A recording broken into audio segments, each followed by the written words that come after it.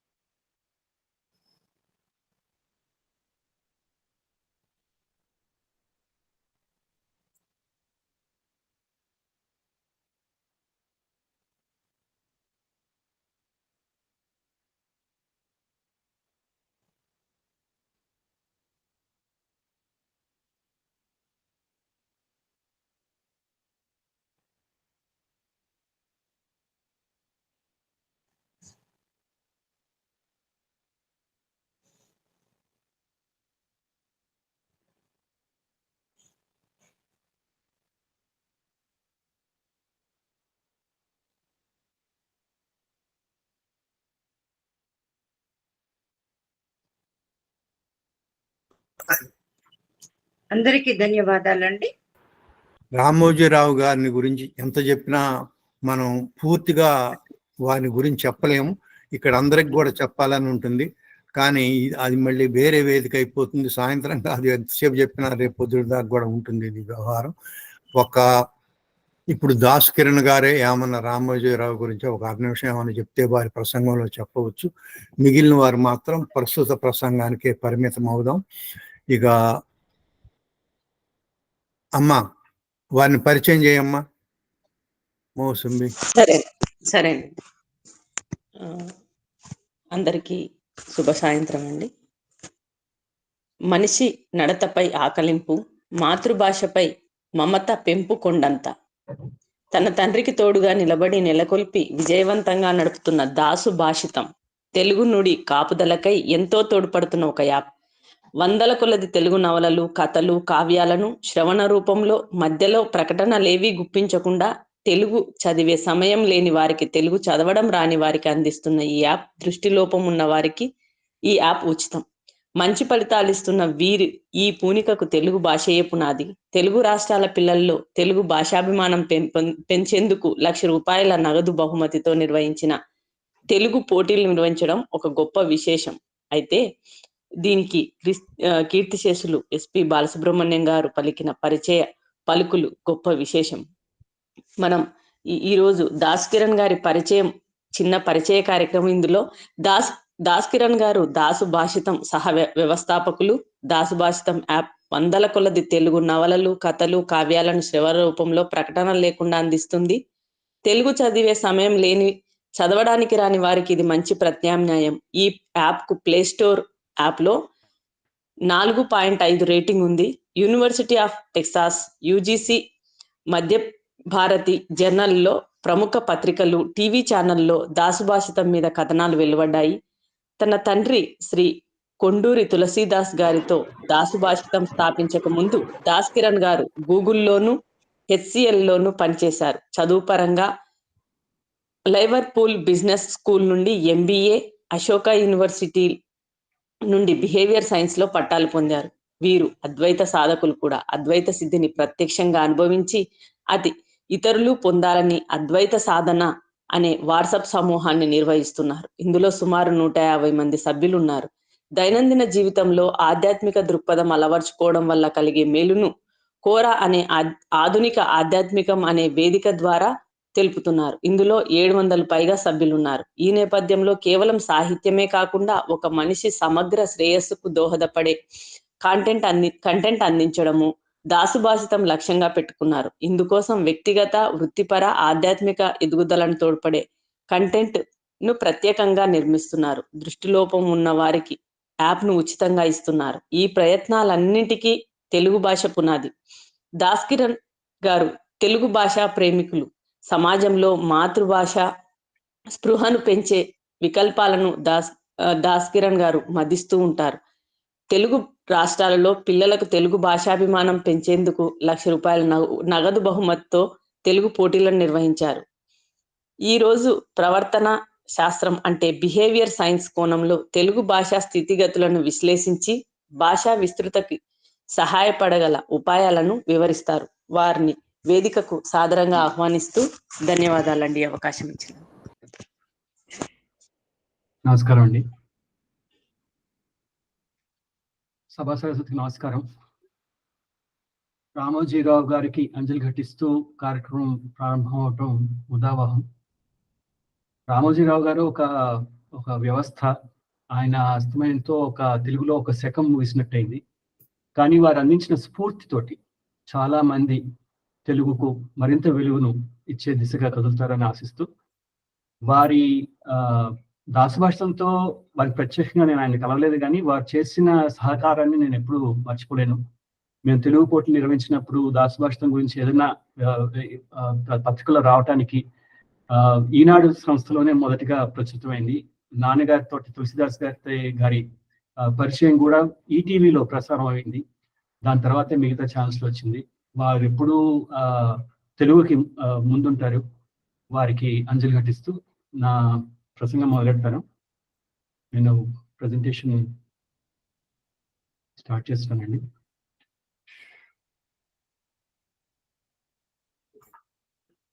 నా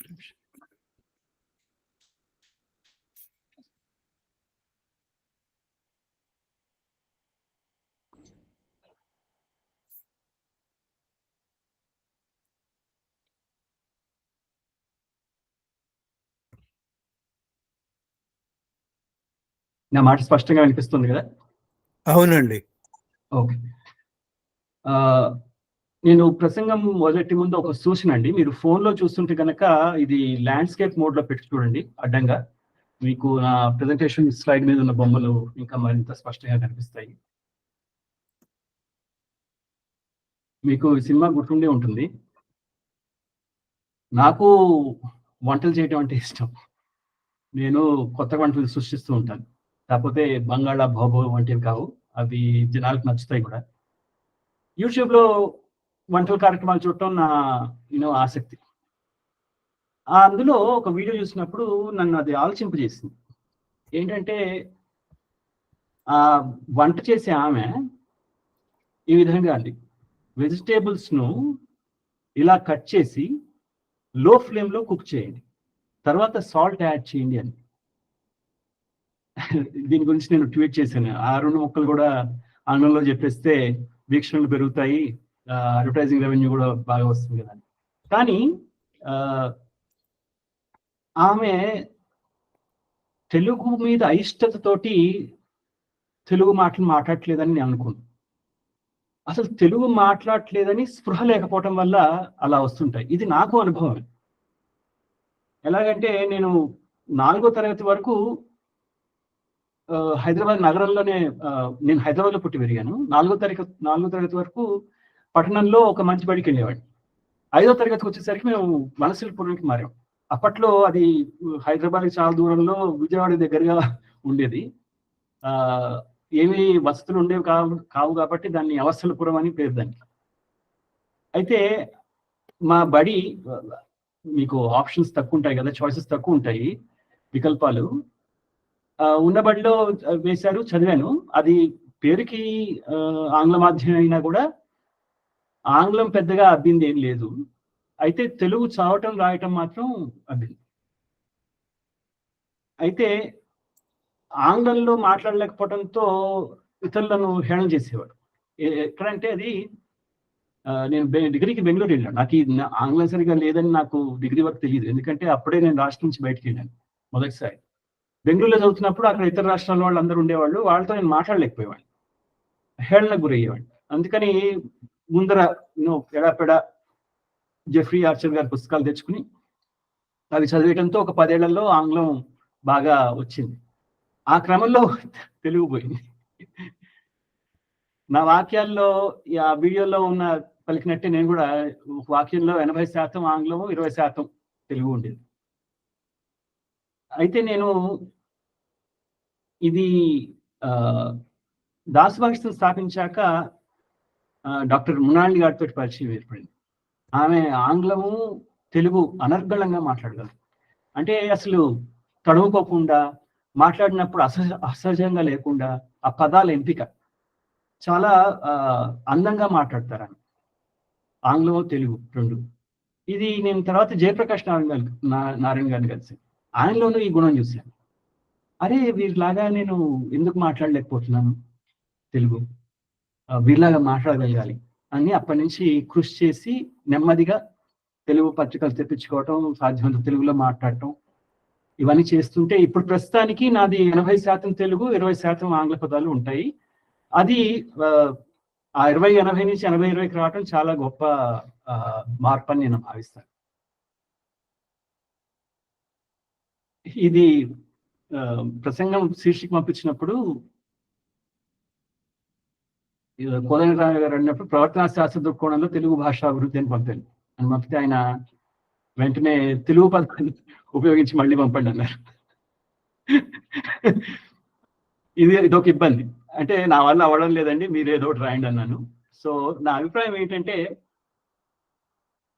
తెలుగు భాషోద్యమంలో స్వల్పకాలిక, దీర్ఘకాలిక లక్ష్యాలను దృష్టి పెట్టుకుని సాగాలి. స్వల్పకాలిక లక్ష్యం రోజువారీ వాక్యాల్లో ఆంగ్ల పదాలను తగ్గించి సులువైన, అందరికీ తెలిసిన తెలుగు పదాలు వాటి, అవి సంస్కృతమైనవైనా సరే అవి వాడటానికి అందరినీ ప్రోత్సహించాలి. దీర్ఘకాలిక లక్ష్యం అచ్చు తెలుగు పదాలను ప్రజలకు నేర్పి, ఇందాక రామోజీ గారి మీద మాట్లాడుతున్నప్పుడు చెప్పారు, ఆయన బ్రాకెట్ లో పెట్టేవాళ్ళు కొత్త పదం సృష్టించినప్పుడు అట్లా నేర్పి అవి వాడడం ప్రోత్సహించడం కావాలి. ఇది దీర్ఘకాలిక పథకం. ఇలా కాకుండా ఆంగ్లం నుంచి నేరుగా అచ్చు తెలుగు పదాలను వాడమని పట్టుబడితే అది తెలుగు అభిమానులు కూడా ఏలినేట్ చేస్తుంది అనిపిస్తుంది, విముఖులు చేస్తుంది. మొన్ననే V1 గారు ఈ ట్వీట్ పెట్టారు. ఆయనకి చెప్పి మరి, ఆయన తెలుగు భాషా ప్రేమికుడు కదా, తెలుగు అని వెంటబడుతుంటే ఆయనకి చెప్పి మరి ఇద్దరు అన్ఫాలో అయ్యారు ఆయన. ఈ విముఖత ఎందుకు వస్తుందంటే, బిహేవియర్ సైన్స్ గురించి చెప్పుకుంటే మనకి కాగ్నిటివ్ లోడ్ అంటుంటుంది. అంటే చాలా ఏదైనా ఆలోచించడానికి శ్రమ పడాలి, అది ఎనర్జీ ఖర్చు అవుతుంది. మన మైండ్ ఏం చేస్తుందని, మన మెదడు ఆ ఎనర్జీని ఎప్పుడు ఆదా చేయడానికి చూస్తుంది. దాన్ని కాగ్నిటివ్ లోడ్ అంట.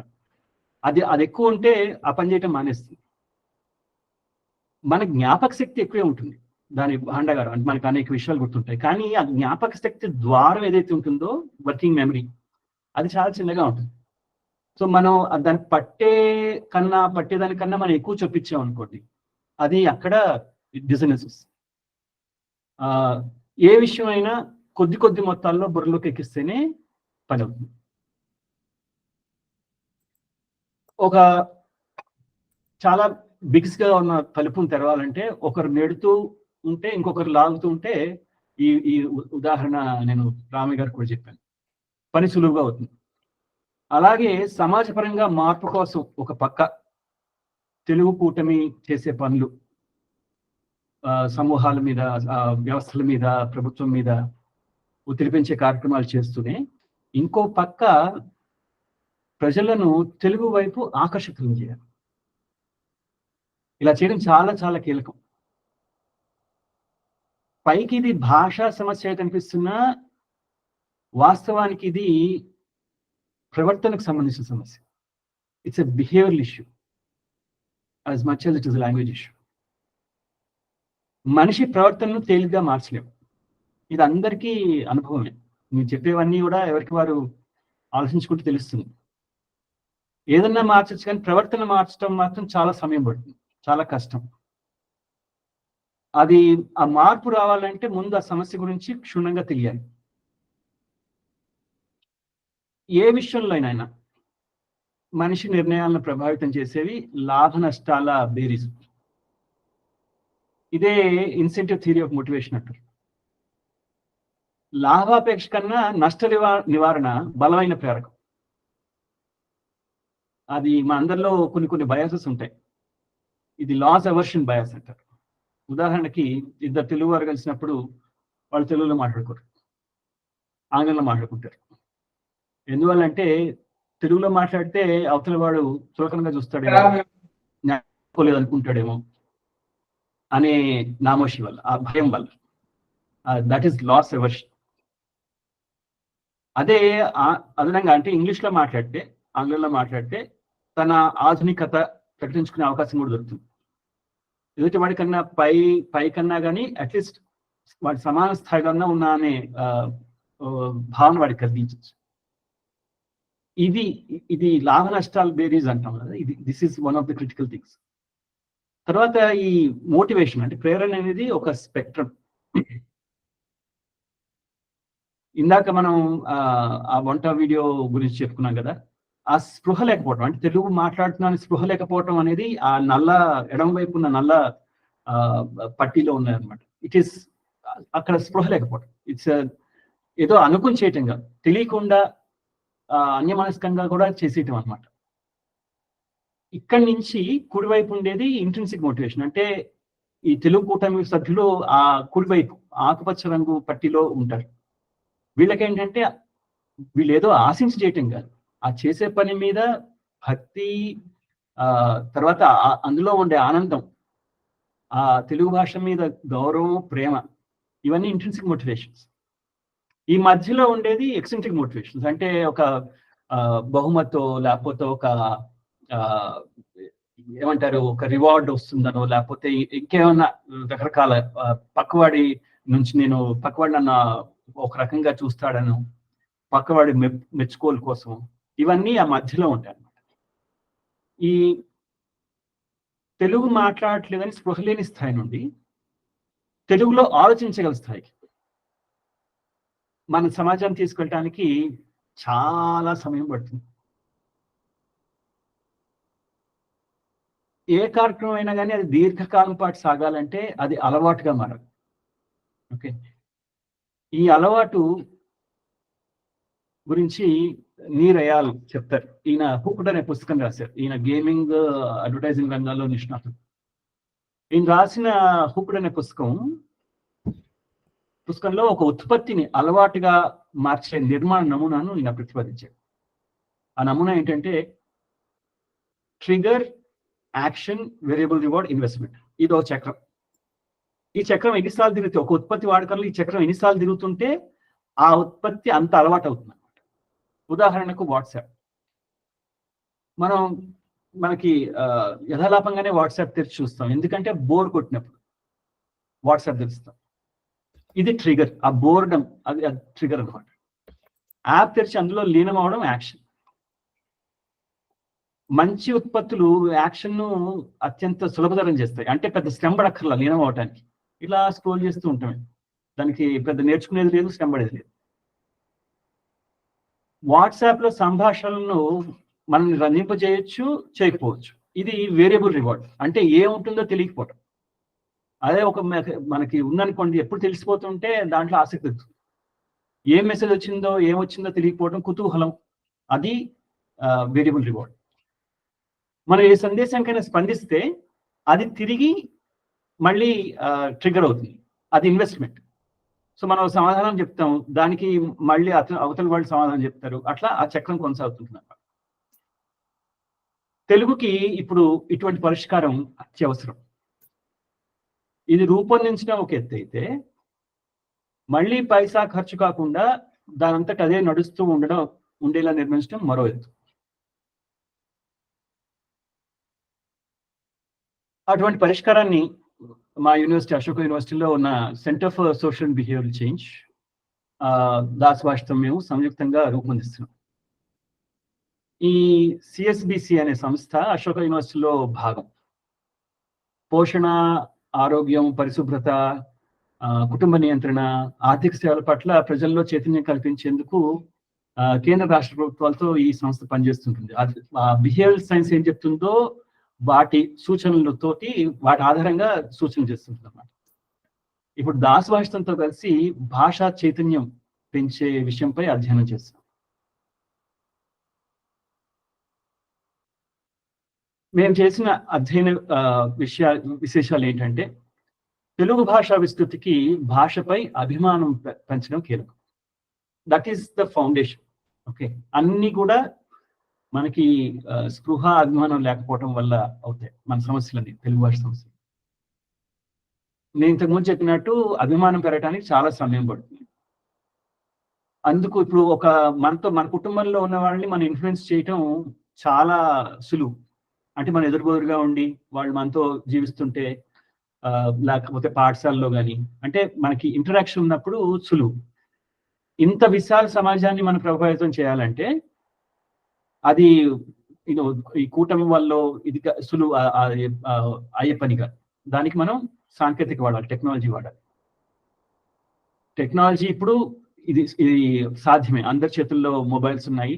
మనం ఆ మొబైల్లో చొరబడి వాటితోటి సహజీవనం చేస్తూ, వాట్సాప్ లాగా వాళ్ళకి తెలుగు మీద అభిమానాన్ని పెంచాలన్నమాట, ఇంజెక్ట్ చేయాలి. ఏ పరిష్కారం అయినా కానీ అది మనిషికి స్వతహాగా ఉండే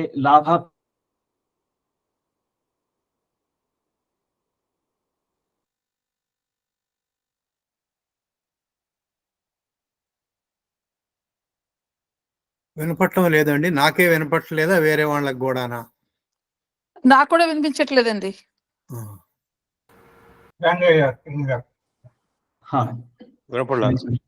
వచ్చింది.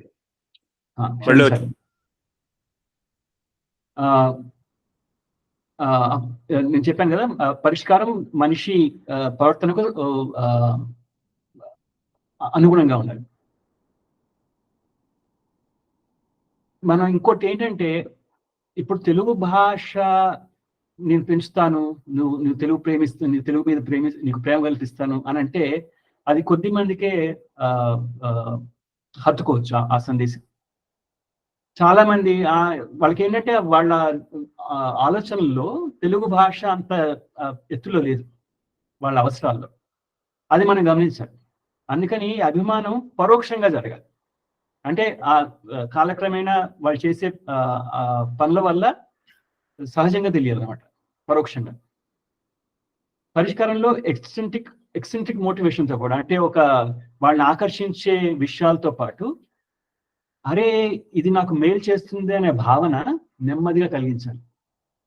లేకపోతే అది ఆ పరిష్కారం ఎక్కువ కాలం ఉండదు. ఎందుకంటే ఇంట్రిన్సిక్ మోటివేషన్ లేకపోతే, ఇప్పుడు తెలుగు కూటమి వాళ్ళు ఎందుకు ఇంత సమయం పెట్టి, వాళ్ళు సొంత సమయం పెట్టి, సొంత డబ్బులు పెట్టి ఎందుకు ఇంత చేస్తున్నారు, ఏం ఆశించి చేస్తున్నారు? ఆ ఇంట్రిన్సిక్ మోటివేషన్ ఇందాక చెప్పుకున్నాం దానివల్ల. సో ఇది ఈ పరిష్కారం కూడా ఇంట్రిన్సిక్ మోటివేషన్ దాంట్లో భాగం అవ్వాలి. మొదట్లో అయినా కూడా, మొదట్లో ఎక్స్ట్రిన్సిక్ మోటివేషన్ ఏ కారణం చేత వచ్చినా కానీ రాను అది ఇది మనకు ఉపయోగపడేది, మన జీవితాన్ని ప్రభావితం చేస్తుంది అనేది మనం దాన్ని చేస్తే అదొక అంశం కావాలి. తర్వాత ఇందాక చెప్పినట్టు పరిష్కారం ఒక అలవాటుగా మారే సూత్రాలు కలిగి ఉండాలి. ఇందుకోసం మేము అనేక ఉత్పత్తులను పరిశీలించాం. ఉదాహరణకు Kaun Banega Crorepati, Duolingo learning app, Google Play Rewards. Google pay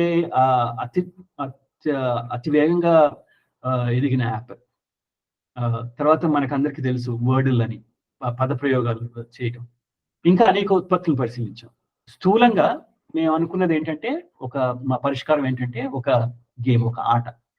దాని ప్రస్తుతానికి తెలుగు ఆట అంటున్నాం. అధ్యయన విశేషాలను, ఇందాక నేను వివరించిన విశేషాలను క్లుప్తంగా 3 పదాల్లో పొందుపరిచాం: వినోదం, విజ్ఞానం, బహుమతులు. ఇది ఇంట్రిన్సిక్ మోటివేషన్, ఎక్స్ట్రిన్సిక్ మోటివేషన్ 2 కలగలిపి ఉంటుంది దీంట్లో మీరు గమనిస్తే. బహుమతులు, వినోదం ఏమో ఎక్స్ట్రిన్సిక్ మోటివేషన్స్, విజ్ఞానం ఏమో ఇంట్రిన్సిక్ మోటివేషన్. ఉదాహరణకి ఎలా ఉంటుందంటే దీని ప్రక్రియ, ఐఫోన్ లాంటి చాలా ఆకర్షణీయమైన బహుమతులతో యువతను ఆకర్షించడం. ఇది ప్రధానంగా 25 నుంచి 45 ఏళ్ళు వాళ్ళని దృష్టిలో ఉంచుకుని చేసిన పరిష్కారం, రూపొందించిన పరిష్కారం. ఎందుకంటే దాసభాషితం ఒక వర్గం వారిని ఆకర్షిస్తుంది. కానీ మనకేంటంటే యువత, ఇప్పుడు వాళ్ళని ప్రభావితం చేయాలి పెద్ద స్కేల్. ఈ యువతిని ఏంటంటే ఒక ఐఫోన్ లేకపోతే ఇంకో ఆస్పిరేషన్ ప్రోడక్ట్, అంటే ఒక చాలా కీలకమైన ఉత్పత్తి ఏదైనా, వాళ్ళకి చాలా ఆశ ఎక్కువ ఉన్న ఉత్పత్తి ఏదైనా మనం దాన్ని బహుమతిగా పెట్టి వారిని ఆకర్షించాలి. వారికి జీవితంలో పనికొచ్చే మంచి విషయాలను వినోదాత్మకంగా క్విజ్ పోటీ రూపంలో. ఎందుకంటే మనిషి మెదడుకి ఏదైనా కానీ పరిష్కరించడం అలవాటు. పరిష్కారం, ఏదైనా సొల్యూషన్, ఒక పజిల్ ఇస్తే దాన్ని వెంటనే పరిష్కరించాలనుకుంటుంది మెదడు. సో అట్లా వాళ్ళకి ఇన్ఫర్మేషన్ని క్విజ్ ద్వారా అందించాలి. ఆ క్రమంలో తెలుగు పదాలు, వ్యక్తులు, సంస్కృతి, కళలు, చరిత్ర పరిచయం చేసి వారిలో తెలుగుపై స్పృహను, అభిమానాన్ని పెంచాలి. ఇక్కడ తెలుగు భాషే కాదండి, భాష వాహిక మాత్రమే కదా. ఇప్పుడు మన ఇది కూడా అంతా కూడా, మన ఆలోచనలన్నీ కూడా తెలుగు సంస్కృతి, తెలుగు సాహిత్యం, తెలుగు హేమాహేమిలు, తెలుగువారు. మరి ఎవ్వరి గురించి ఈ తరానికి తెలియదు. ఎందుకు తెలియదు అంటే, ఇంకో ప్రమాదం ఏంటంటే, అంతరించిపోయే జాతిలో ముఖ్యంగా ఎవరున్నారంటే తెలుగు మాస్టర్ ఉన్నారు. ఇప్పుడు ఒక కుటుంబంలో తెలుగు నేర్పచ్చు, కానీ వ్యవస్థగా ఇంకో తరానికి తెలుగు రావాలంటే ఎవరు నేర్పుతారు? మీకు తెలిసిన ఎంతమంది నేను పెద్ద తెలుగు మాస్టర్ అవుతానంటాడు? ఇది వరకు ఉన్న ప్రభుత్వ విధానాలన్నీ కూడా వాళ్ళు అది చంపేసాయి. అసలు అవన్నీ బాగున్నా కూడా తెలుగు మాస్టర్లు ఎవరెవరు? ఇప్పుడు తెలుగు మాస్టర్ అనేవాడు లేడు. ఈ తరం దాటితో తెలుగు మాస్టర్లు ఉండరు. తెలుగు మాస్టర్ ఉండకపోతే తెలుగు గురించి భాష తెలియటమే కాదు, మన సాహిత్యం తెలుస్తుందా, మన చరిత్ర తెలుస్తుందా, మన కళలు తెలుస్తాయా? ఇవన్నీ కూడా ఇది మన బాధ్యతే. ఎవరో వస్తారని ఏదో చేస్తారనే పాట ఉంది కదా, అవన్నీ చేస్తే మంచిదే, ప్రభుత్వం చేస్తే మంచిదే. ఇది తెలుగు సమాజం మీద ఒక బృహత్తరమైన బాధ్యత ఉంది. ఈ తెలుగు భాషలో నిర్వీర్యం అవటం ఒక ఎత్తు, కానీ మిగతా తెలుగు సంస్కృతి, చరిత్ర, కళలు నిలిపినవన్నీ కూడా అవన్నీ మాయమైపోవటం ఇంకో ప్రమాదం. సో ఇదేంటంటే వాళ్ళకి ఒక తెలుగు స్నేహితుడు, ఒక తెలుగు మాస్టర్ వాళ్ళ యాప్లో వాళ్ళ ఫోన్లో ఉంటాడు. ఆ ఫోన్లో ఉండి వాళ్ళకి వినోదాత్మకంగా చెప్తుంటాడు అనమాట. We have to occupy that space. There is no other choice for us. అంత పెద్ద విస్తృతి మీద we have to think of at scale solution. ఆ స్థానాన్ని మనం పట్టుకోవాలి. ఏంటంటే వాళ్ళు ముందు బహుమతుల కోసం వచ్చిన ఈ తెలుగులో వినోదం నచ్చి అది అందించే విజ్ఞానం జీవితానికి పనికొస్తుందని వాళ్ళు తెలుసుకుంటే తెలుగు ఆటను ఒక అలవాటుగా చేసుకుంటారు. ఇందులో కాంటెంట్ నిర్మాణానికి, వినోదం స్థాయి నిలపడానికి ఏఐని విరివిగా వాడతాం. మీకు జస్ట్ ఒక గేమ్ ఫ్లో నమూనా చూపిస్తాను ఎలా ఉంటుందో.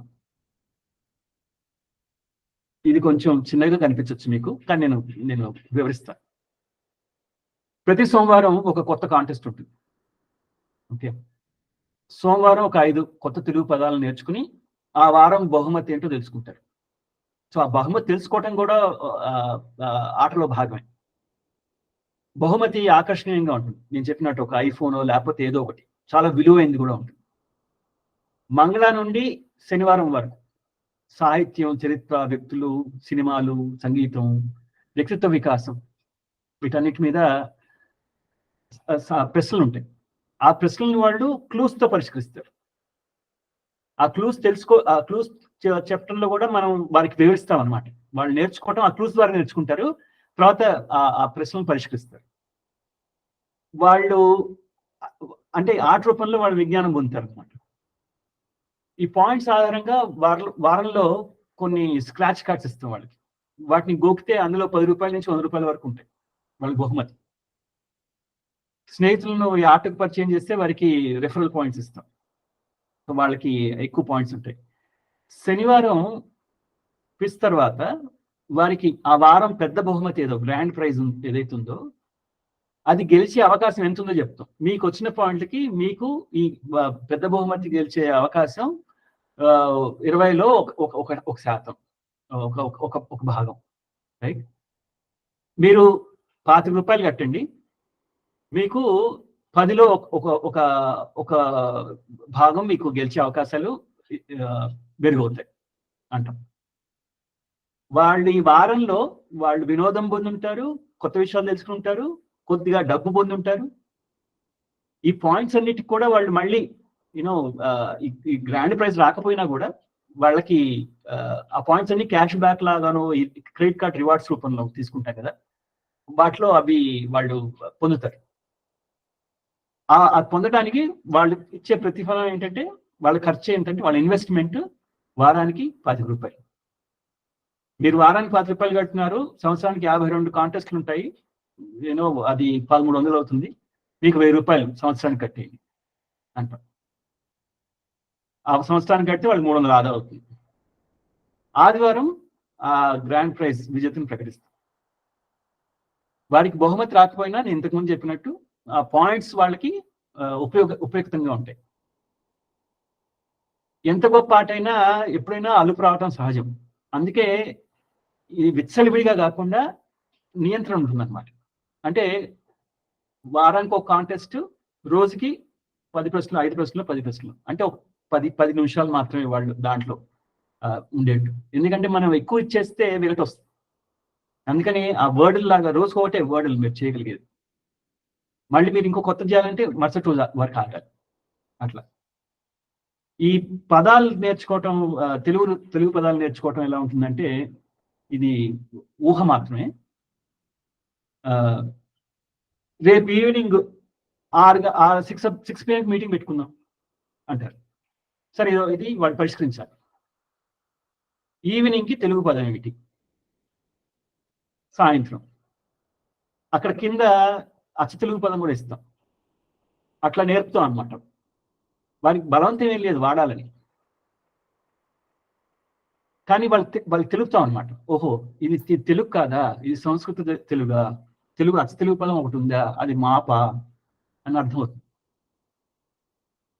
ఇప్పుడు మీరు రివార్డ్స్ కి నేను చెప్పాను కదా, స్క్రాచ్ కార్డ్స్, అది ఇలా ఉంటుంది నమూనా. వాళ్ళు కట్టే 25 రూపాయలకి మనం ఇచ్చే విలువ ఎంత ఉంటుందంటే భారీగా ఉండాలన్నమాట. కేవలం 25 రూపాయలకి నాకు విజ్ఞానం వస్తుంది, అది ఇంట్రెన్సిక్ మోటివేషన్, అందుకే నేను ఆక్షన్ పెట్టాను. విజ్ఞానం, వినోదం, రివార్డ్స్ పెద్ద బహుమతి, పైది ఆశ, కిందది విజ్ఞానం. వీటన్నిటిని మనం సృష్టిస్తాం. మన మానవ ప్రవర్తనలో ఉండే లాభాపేక్షల్ని మనం ఇట్లా వాడుకుంటాం అన్నమాట. సరే, ఇది ఎంతమంది ఇప్పుడు ఎవరైనా చేశారా, ఎంత విస్తృతి ఉంటుంది, ఎంతమందిని మనం ప్రభావితం చేయొచ్చు అనేది ఉంటే, మేము ఒక గేమ్ చూసాం, Dream11. దాసుభాషితం యాప్కు కేవలం నోటి మాట ద్వారా, మేము ప్రకటనలు ఎప్పుడు ఏమి ఇవ్వలేదు, కేవలం నోటి మాట ద్వారా 1,00,000 డౌన్లోడ్స్ సాధించడానికి 4 ఏళ్ళు పట్టింది. అదే Dream11 అనే సంస్థ మీకు తెలిసి ఉంటుంది అందరికీ. వీళ్ళ ప్రకటనలు కూడా బాగుంటాయి, క్రికెటర్లను వాడి మంచి ప్రకటనలు ఇస్తుంటారు.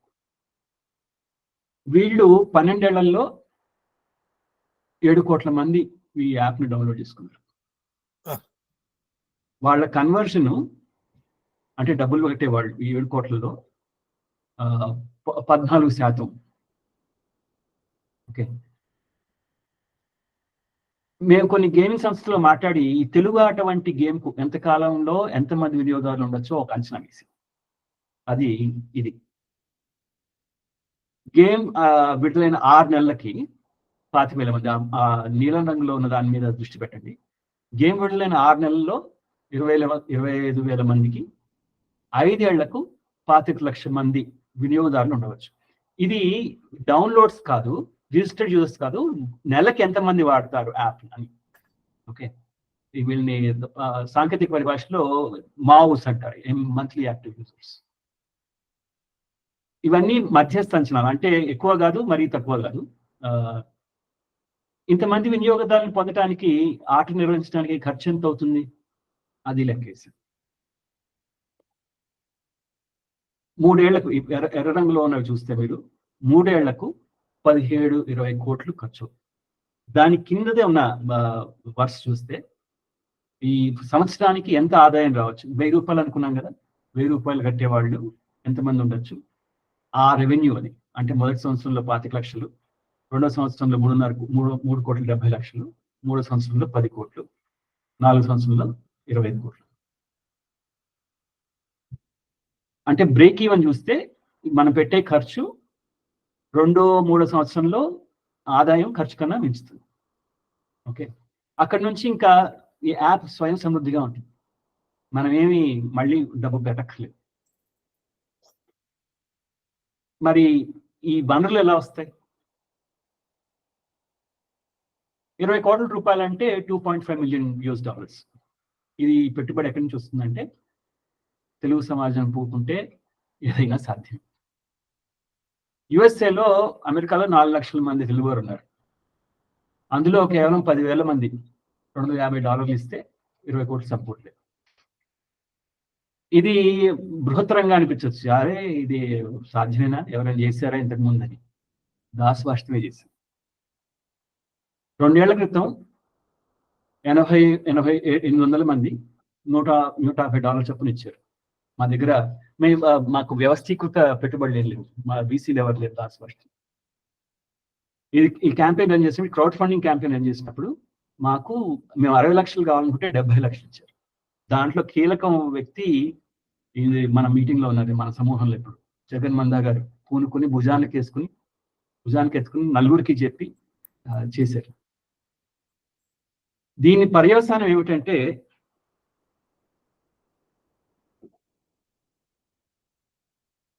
దాసుభాషితం కొత్తగా నిర్మింపబడింది. పాత యాప్లో చాలా సాంకేతిక సమస్యలు ఉన్నాయి, కొత్త యాప్ నిర్మింపబడింది. ఆ కొత్త యాప్ ద్వారా చాలా వరకు సాంకేతిక సమస్యలు, మంచి కాంటెంట్ రావటం, ఒక మంచి ఎక్స్పీరియన్స్, అనుభవం రావటం ఇవ్వటం సాధ్యమే. సో దాసభాషణం ఎందుకు నచ్చుతుంది తెలుగు వారికి అంటే, క్షమించాలి ఇవన్నీ ఈ 4-5 స్లైడ్స్ ఆంగ్లంలో ఉన్నాయి.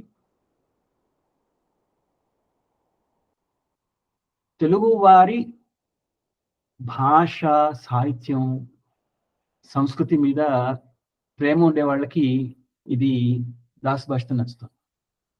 ఇంట్రిన్సిక్ మోటివేషన్ అన్నాం కదా, దీని నుంచి వాళ్ళకి ఏదో వచ్చేస్తుందని కాదు. ఏంటంటే వాళ్ళ కోర్ ఏవైతే ఉన్నాయో, అవసరాలు ఏవైతే ఉన్నాయో, భాష, సంస్కృతి, సాహిత్యం, అవి చేస్తాం. తర్వాత కేవలం అదే కాదు, దాసభాషితం ఉపశీర్షిక ఏంటంటే సమగ్ర శ్రేయస్కు సోపానం. ఇవన్నీ కూడా భాష, ఇవన్నీ కూడా ఏంటంటే మనం ఆనందకరంగా జీవించడానికి ఉపయోగపడాలి. లేకపోతే కేవలం అలాగే ఉంటే దాని అవసరం పెద్దగా ఉంటుంది, దాని ఇంపాక్ట్ పెద్దగా ఉంటుంది. సో ఈ దాసభాష ఏంటంటే వ్యక్తిగత, ఆధ్యాత్మిక, సాంఘిక శ్రేయస్సు కూడా దోహదపడుతుంది. మొన్న ఒక పోల్ నిర్వహించాను మన దాసభాషితం వినియోగదారుల నుంచి. మీకు దాసభాషితం అది పెట్టడం మర్చిపోయాను.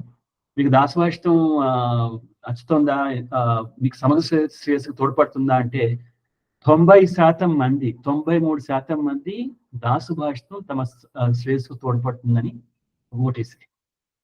అది పెట్టుండాల్సిందే ఈ దీంట్లో.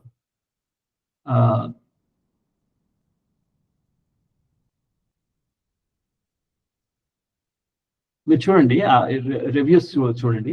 సమగ్ర శ్రేయస్సుకు సోపానం, Dasabhashitam truly means and committed to this. A great people, great app. I'm very happy to have taken lifetime subscription for this app. ఇట్లా ఇవన్నీ కూడా పబ్లిక్ గానే ఉన్నాయి. మేము ఎవరైనా చూడొచ్చు. ఇంకోటి ఏంటంటే దాసభాషితం వినియోగదారులకు ఏంటంటే వాళ్ళు ఒక సమూహాన్ని కోరుకుంటున్నారు, ఒక కమ్యూనిటీ, సాంఘికంగా కలిసి ఉంటానికి. అది కూడా దాసభాషితం వాట్సాప్ ద్వారా నిర్వహిస్తుంది. నేను ముందర చెప్పాను, ప్రసంగం ప్రారంభమయ్యే ముందర మన దాసభాషితం కూటమి గురించి చెప్పాను. అందులో ప్రస్తుతానికి ఈ రోజుకి 359 మంది సభ్యులు ఉన్నారు. ఈ కూటమి మొదలెట్టిన తర్వాత కేవలం 3 వదిలేసారు. ఈ కూటమి మా జీవిత చందాదారులకి, లేకపోతే వార్షిక సభ్యత్వం తీసుకున్న వారికి పర్క్ అనమాట, ప్రత్యేకంగా ఆహ్వానిస్తాం వాళ్ళని. వీళ్ళు మేము చేసే ప్రసంగాలకు కూడా లైవ్ లో పాల్గొనే అవకాశం వీళ్ళకే ఉంటుంది.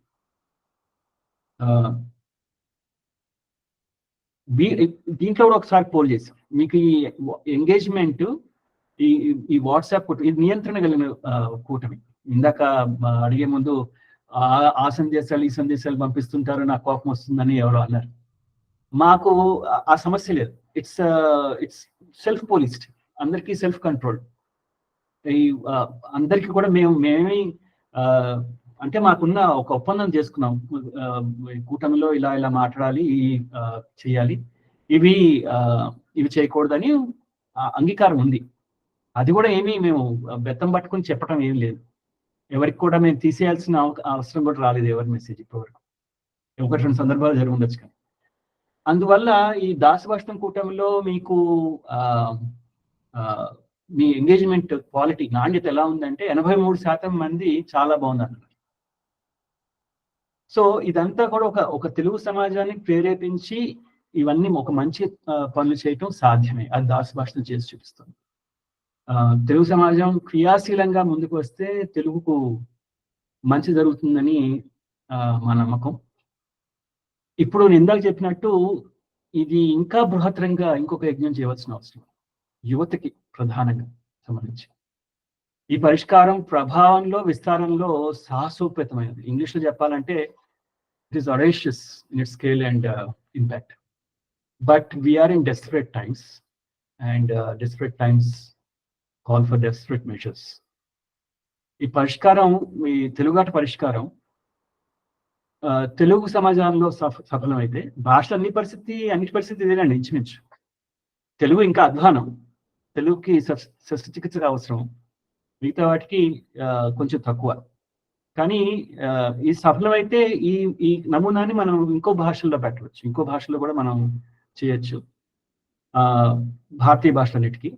అలా చేస్తే తెలుగు వారు తమని తాము సంస్కరించుకుంటూ ఇతరులకు దారి చూపిన వారు అవుతారు. ఇదేనండి నా ప్రసంగం. మీకు ఏమైనా ప్రశ్నలు ఉంటే ఐఎమ్ హ్యాపీ టు ఆన్సర్. చాలా సంతోషం అండి, బాగా వివరించారు. సరే, ప్రశ్నలు వేసే ముందు ఒకసారి వీరు మాట్లాడిన దానికి ధన్యవాదాలు చెప్పాలమ్మా సుధారాణి గారు. మోగబోయి ఉన్నారు.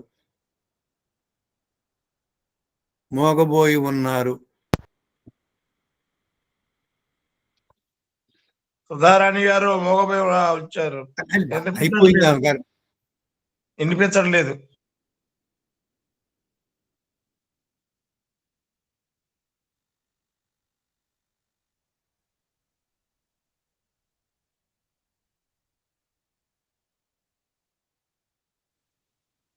ఏమీ వినిపించడం లేదు. డాక్టర్ అమ్మని పిలువమ్మా.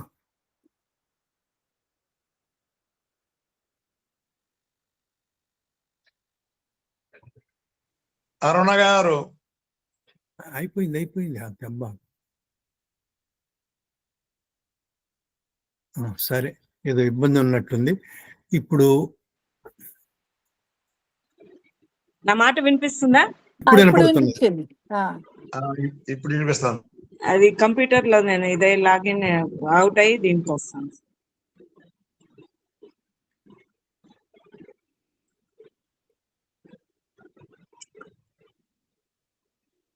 ఇప్పుడు వినిపిస్తుంది కదా సార్? మాట వినిపిస్తుంది. అంతర్జాలం ద్వారా వీక్షిస్తున్న సభ్యులందరికీ కూడా వందనాలు. తెలుగు సంఘాల ఉమ్మడి వేదిక సమర్పిస్తున్నటువంటి రచ్చబండ కార్యక్రమానికి స్వాగతం. ముందుగా సమాజంలోని వార్తలు కలముతో విరచితం. ఈనాడు దినపత్రిక రామోజీరావు కృషి ఫలితం. తెలుగు భాష పరిరక్షణకే జీవితం అంకితం. ఎవ్వరికీ తలవంచని నైజం ఆయనకే సొంతం. కష్టపడితే తప్పక విజయం దక్కుతుందన్న అభిమతం. కళలను సాకారం చేసిన మహామనీషి దివికేగాడు. తెలుగు భాష సంపూర్ణ నిఘంటువును తీసుకురావాలన్న ఆయన చివరి కోరిక ఒకటి మిగిలిపోయింది. అది త్వరలోనే సాకారం అవుతుందని ఆశిద్దాం. ఆయనకు తెలుగు కూటమి తరపున ముందుగా అంజలి ఘటిస్తూ, తెలుగును బతికించుకోవాలంటే తెలుగు భాష ప్రాధికార సంస్థ ఏర్పాటుతో పాటు ప్రతి కొలువుకు తెలుగులోనే పరీక్ష పెట్టాలని, ప్రతి బడి కళాశాలలో తెలుగును ఒక తప్పనిసరి మందలగా నేర్పాలని, ఇతర రాష్ట్రాల్లో దేశాల్లో ఉన్న తెలుగు వారికి తెలుగు చదివే వీలు మనం కలిగించాలని, అన్ని రాష్ట్రాల్లోనూ చనిపోతున్న తెలుగు మాటలను సేకరించి బతికించుకోవాలని, వాటిని వాడాలని, మనం జరుపుతున్న ఈ ఉద్యమంలో చురుకుగా పాల్గొనాలని విన్నపం. ప్రతి 2-4 శనివారాల్లో జరిగేటువంటి రచ్చబండ కార్యక్రమంలో పాల్గొనండి, మీ అభిమానాన్ని చాటుకోనండి. ఈనాటి కార్యక్రమానికి, రచ్చబండ కార్యక్రమానికి ముఖ్య అతిథిగా విచ్చేసినటువంటి దాస్ కిరణ్ గారికి ముందుగా అభినందనలు తెలియజేస్తూ, వారు ఎన్నో అమూల్యమైనటువంటి విషయాలను మనతో పాల్పంచుకున్నారు. తండ్రి అడుగుజాడల్లో నడుస్తూ, శ్రీ కొండూరి తులసీదాస్ గారి అడుగుజాడల్లో నడుస్తూ వీరు ఒక విభిన్న శైలిలో ఏ విధంగా ముందుకెళ్తున్నారో తెలియజేశారు. ముందుగా వారి తండ్రి గారికి అభినందనలు తెలియజేస్తున్నాను. ఎందుకంటే తెలుగు భాష చదివితేనే మనకు అది అర్థమవుతుంది, దాంట్లోని విషయాలు మనం తెలుసుకోగలుగుతాము అన్న దానికి ఒక కొత్త ప్రయోగానికి శ్రీకారం చుట్టారు. అదే ఏంటంటే ఆ పుస్తకాలని చదివి వినిపించడం. అంటే తెలుగు చదవడం రాయడం రాని వాళ్ళు కూడా దీనికి ఎంతో మంది ఆకర్షితులయ్యారు. వారితో నాకు ప్రత్యక్ష పరిచయం ఎగ్జిబిషన్ లో తండ్రి ఇద్దరిని కూడా నేను కలిశాను. వారి యొక్క కార్యక్రమాలకి ముందుగా అభినందన తెలియజేస్తూ, దాస్ కిరణ్ గారి దాసు సుభాషితం సమాజ శ్రేయస్సుకి సోపానం, వినోదంతో పాటు విజ్ఞానం అందిస్తూ కొత్త తరానికి సుభాషితం. ప్రవర్తన శాస్త్ర దృక్కోణంలో తెలుగు భాషాభివృద్ధికి దాస్ కిరణ్ గారు దాసు సుభాషితం దాన్ని నెలకొల్పి చాలా గొప్ప మేలుని చేకూరుస్తున్నారు. వీరు ఇందాక చెప్పినటువంటి విషయాల్ని 2-3 విషయాల్ని ప్రస్తావిస్తున్నాను. తెలుగు భాష విస్తృతికి అంటే ఏ విధంగా మనం తెలుగు భాషని తీసుకొని రావాలా అన్నది ఆయన ఆసక్తి వంటలతో మొదలైందని చెప్పారు. అంటే వంటలు ఏ విధంగా చేస్తే మనము నిత్యం చూస్తూనే ఉంటాము. ఆయన చెప్పింది 100% అక్షరాల అది సత్యం అన్నమాట. దాన్ని స్ఫూర్తిగా తీసుకొని ముఖ్యంగా కొందరు పెద్దల్ని సంప్రదించి అంటే మృణాలిని, జయప్రకాష్ లాంటి పెద్దల్ని సంప్రదించి వారిలో ఉన్నటువంటి తెలుగు భాషను 80% ఆంగ్ల భాష, 20% తెలుగు భాష ఉన్న దానిని ఏ విధంగా కుడి ఎడమైతే అంటే 20% ఆంగ్ల పదాలు, 80% తెలుగు పదాలు ఏ విధంగా మాట్లాడవచ్చో ప్రత్యక్షంగా ఇప్పుడు మనం అందరం కూడా వీక్షించాము. ఆయన ప్రసంగ ధోరణి మనకు తెలుస్తుంది. అదేవిధంగా తెలుగు భాషలు అంటే మనము ఇప్పుడు చిన్నపిల్లలకి ఏదైనా అన్నం పెట్టాలన్నా లేకపోతే ఏదైనా బుజ్జగించి పాట ఏదన్నా మనం నేర్పించాలన్నా కూడా వారికి చిన్న ఇది చేస్తామంటే నీకు ఈ తాయిలం ఇస్తామని చెప్తాము. అదే విధంగా దీనిని స్ఫూర్తిగా తీసుకొని వీరు తెలుగు భాషని సులభతరంగా యువతరానికి నేర్పించడానికి ఇటువంటి ఈ కార్యక్రమానికి శ్రీకారం చుట్టారు. అది వారి మెదళ్ళకి పదును పెడుతుంది, అంటే జ్ఞాపక శక్తిని కూడా పెంచుతుందని తెలియజేశారు. ఇకపోతే తెలుగు భాషని ఏ విధంగా మనం సుసంపన్నం చేసుకోవాలి అని వారు చెప్తూ వచ్చారు. తెలుగు భాష విస్తృతికి భాషపై స్పృహ పెంచడం, భాషపై స్పృహ పెరిగి అభిమానం కలగడానికి అది సమయం పడుతుందని, అందుకు గాను సాంకేతిక పరిభాషను రూపొందించుకోవాలని, లాభాపేక్షలకు అది అతీతంగా ఉండాలని తెలియజేశారు. అదే విధంగా ఈ పరిష్కారం అనేది ఒక అలవాటుగా మారాలని తెలియజేశారు. అయితే ఇది ఒక వర్గం వారిని ఆకర్షిస్తుంది, మరొక వర్గం వారిని ఏ విధంగా అంటే తెలుగు భాషను నేర్చుకోవడం అని అంటే భాషను మాత్రమే కాదు, ఈ భాష అనేది ఒక సంధానం మాత్రమే. మన సంస్కృతి, సంప్రదాయాలు, చరిత్ర ఇవన్నీ కూడా భాషని సంధానంగా చేసుకొని మనం వాటిని అన్నింటినీ పరిరక్షించుకోవాల్సిన అవసరం ఉందని తెలియజేశారు. ఇందుకు వీరి కార్యక్రమానికి మన తెలుగు కూటమి తరపున కూడా మనము చేయూతని అందిస్తామని తెలియజేస్తున్నాను. అదే విధంగా వీరు ఇందాక చెప్పారు అంటే తెలుగు భాషను ఇప్పుడు చాలా వరకు మెదడులో అనుకుపోయింది అనమాట. అంటే తెలుగు నేర్చుకుంటే ఏమవుతుందని, తెలుగు నేర్చుకుంటే ఇన్ని ఉపయోగాలు ఉన్నాయి, అంటే తెలుగు భాషని కాపాడుకోవచ్చు, అదే విధంగా ధనాన్ని కూడా సంపాదించుకోవచ్చు అని చాలా చక్కగా వారి ప్రసంగంలో తెలియజేశారు. వారికి మన తెలుగు కూటమి తరపున అభినందనలు తెలియజేస్తూ ముగిస్తున్నాను. నాకు ఈ తుది పలకడానికి అవకాశం ఇచ్చినందుకు ధన్యవాదాలు. లలిత్ కుమార్ గారు ఒక్క నిమిషం మాట్లాడాలమ్మా. ఒక్క సవరణ చేస్తానండి రామయ్య గారు, సుధారాణి గారు చెప్పిన దానికి. లాభాపేక్షకు అతీతంగా కాదమ్మా, లాభాపేక్షలకు అనుగుణంగా. బిహేవియర్ సైన్స్ లో ఎవరైనా కానీ నాకు ఇందులో ఏంటి అనేది ప్రశ్న, రైట్? అది వాళ్ళని మన ఈ ప్రభావితం చేయడానికి ముందర అవి వాటికి అటువంటి లాభాపేక్షలకి మన అనుగుణంగా మన పరిష్కారం రూపొందించాలి. అది అతీతంగా అయిన తర్వాత అంటే వాళ్ళకి మన పరిష్కారంలో ఉన్న విజ్ఞానం వాళ్ళకి పనికొస్తుందని తెలుసుకున్న తర్వాత వాళ్ళకి ఆ లాభాపేక్ష ఉండదు. కానీ విజ్ఞానం పెంచుకోవాలంటే కూడా లాభాపేక్ష అంటే కేవలం ధనం కాదు, బహుమతి కాదు. విజ్ఞానం నా జీవితం బాగుపడుతుంది, నాకు మంచి విషయాలు తెలుస్తున్నాయి, అది కూడా లాభాపేక్షే. ఏ పరిష్కారం అయినా దానికి అనుగుణంగా ఉండాలి, దానికి విరుద్ధంగా ఉంటే మాత్రం ఆ పరిష్కారం విఫలం అవుతుంది. సంతోషం అండి. అమ్మా లలిత్ కుమార్ గారు ఒక్క నిమిషమే.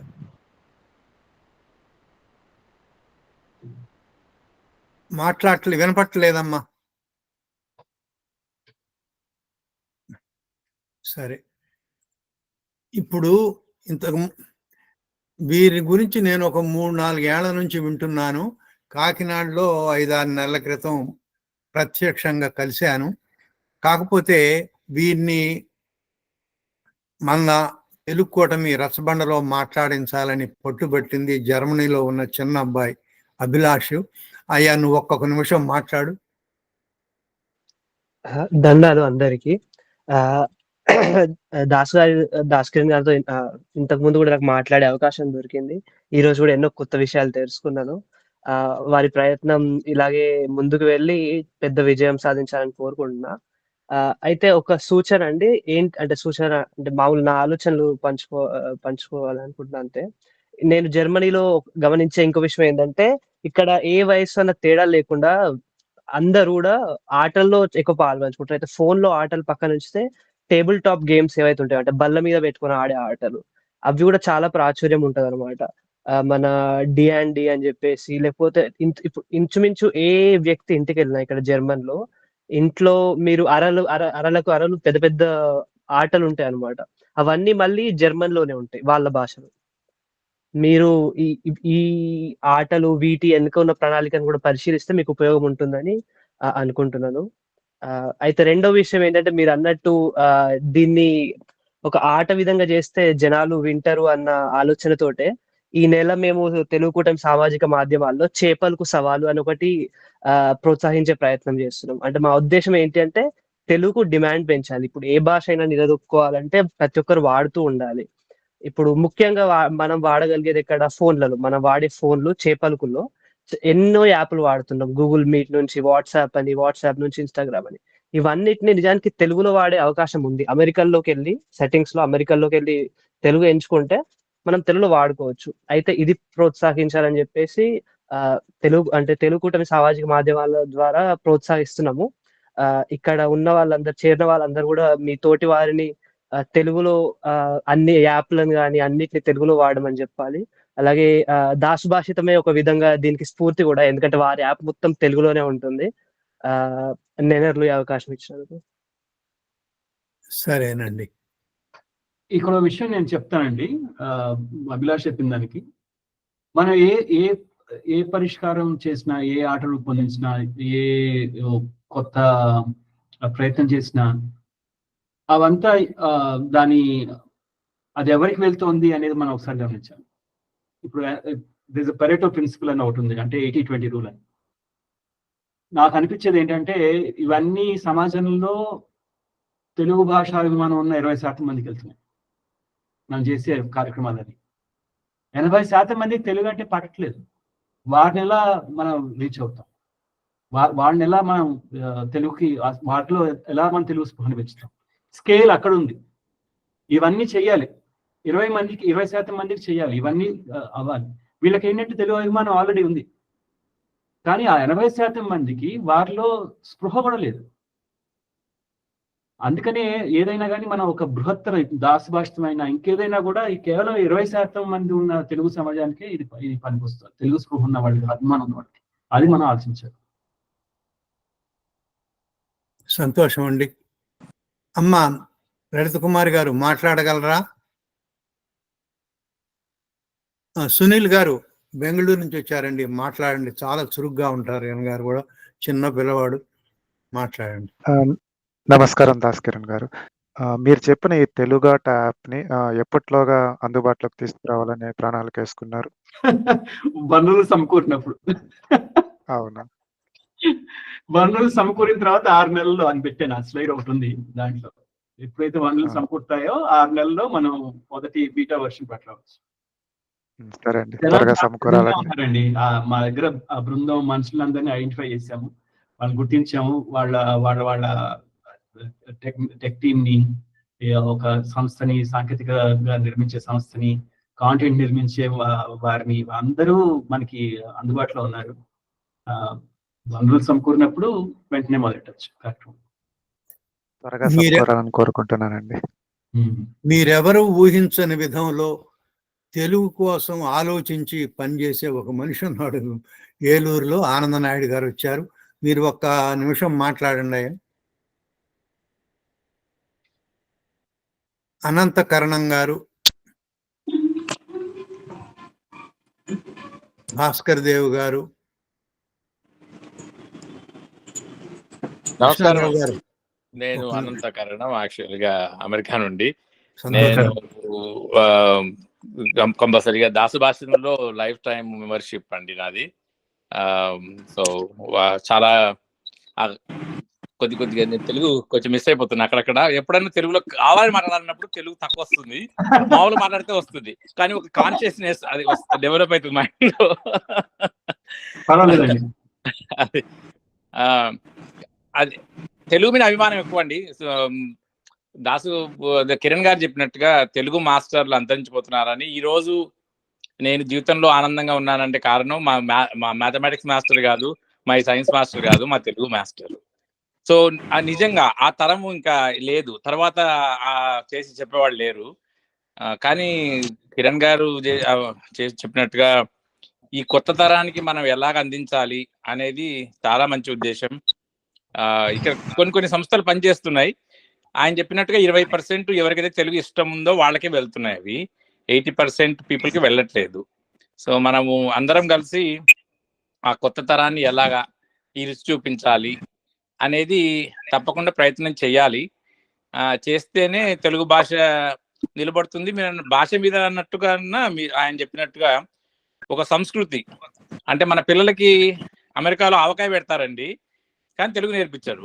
మరి ఆవకాయ పెట్టినప్పుడు తెలుగు ఎందుకు నేర్పించావు నువ్వు అనేది నేను ఇప్పటికీ అందరినీ క్వశ్చన్ వేస్తా. సాంబారన్నం పెడతారు, ఇడ్లీ పెడతారు, అమ్మమ్మ పచ్చళ్ళు పెడతారు, కానీ తెలుగు నేర్పించారు. ఎందుకు నేర్పించారు అనేది అది మనం ప్రతి ఒక్కరము పెంచుకోవాలన్నమాట. అంతే. చాలా సంతోషం అండి. This is wonderful opportunity. సంతోషం అండి. చాలా తెలుగు అభిమానులు కొత్తగా వచ్చారు. దయచేసి మీ ఫోన్ సంఖ్యలను ఇక్కడ రాయండి. ఇక్కడ ఒకరున్నారు, తెలుగు వారికి తెలుగుని వెల్డింగ్ చేయాలని తపన పడుతున్నారు, ఇందిర గారు.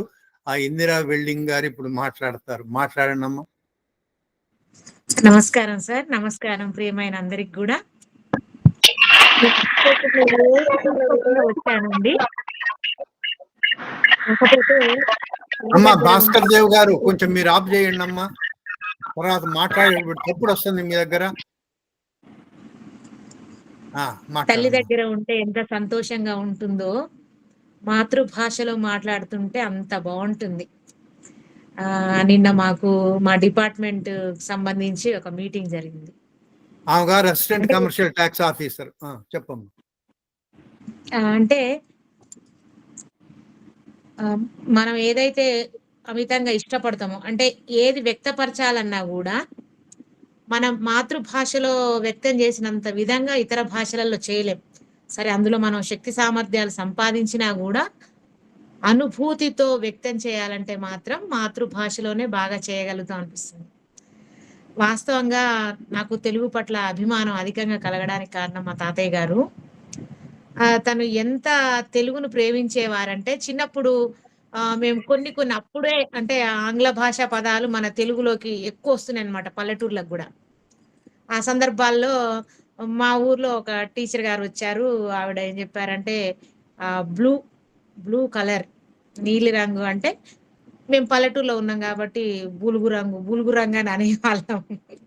అంటే మా తాతయ్య గారు విని, బులుగు రంగు అట్లా అనకూడదమ్మా, చక్కగా నీలి రంగులో కూడా ఎన్నో రంగులు ఉన్నాయి. నెమలి పింఛం రంగు, రామబాణం రంగు, తర్వాత కృష్ణుని రంగు, ఇట్లా రకరకాలు చెప్పేవారనమాట.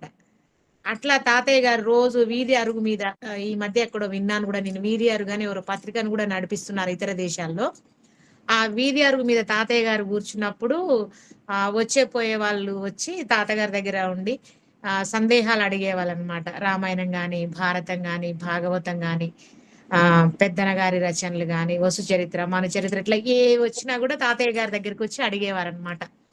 అడిగినప్పుడు ఇంకా ఆ మాటల సందర్భంలో రకరకాల వర్ణనలు, అంటే ఒక వస్తువుని తీసుకొని దాన్ని ఎలా వర్ణించాలి, కథ ఎలా వివరించాలి, అట్లా అవన్నీ చెప్పేవాళ్ళనమాట. దానివల్ల ఏంటంటే నాకు తెలియకుండానే మన మాతృభాష పట్ల ప్రేమ ఎక్కువ అయిపోయింది అనమాట.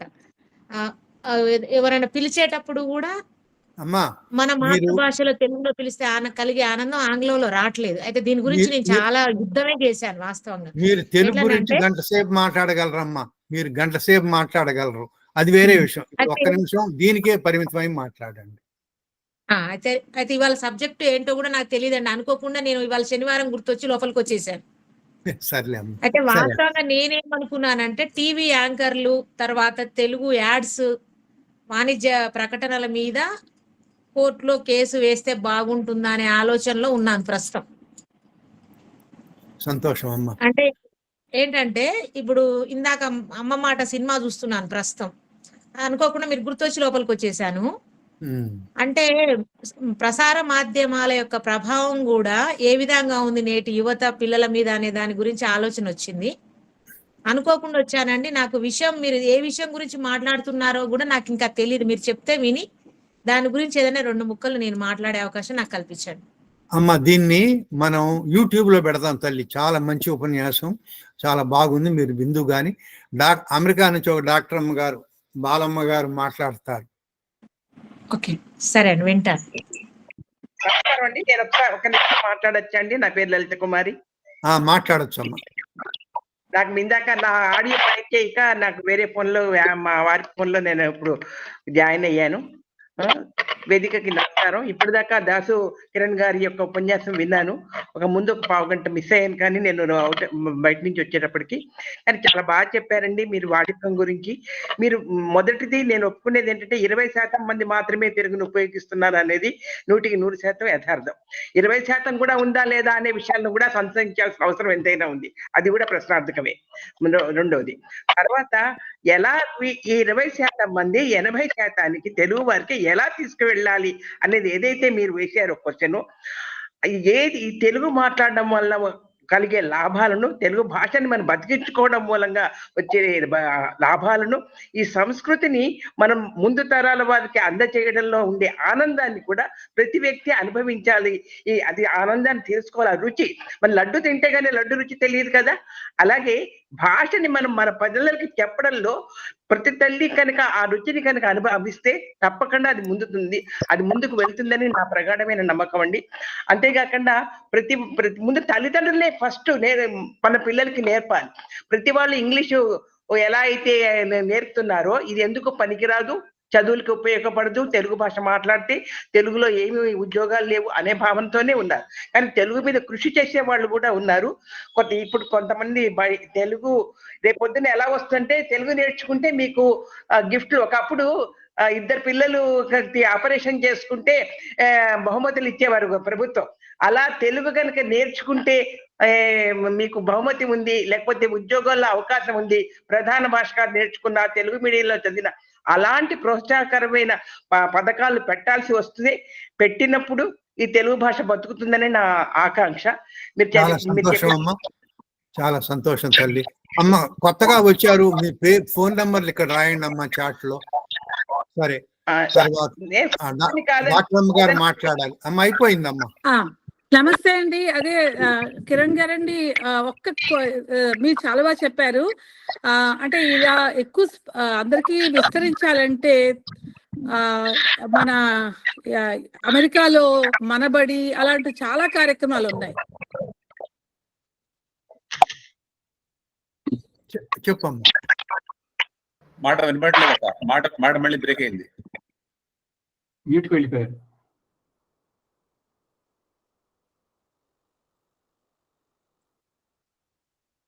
అమ్మా, మైక్ మీద ఇలా అనమ్మా, మైక్ గుర్తు మీద ఇలా అనమ్మా.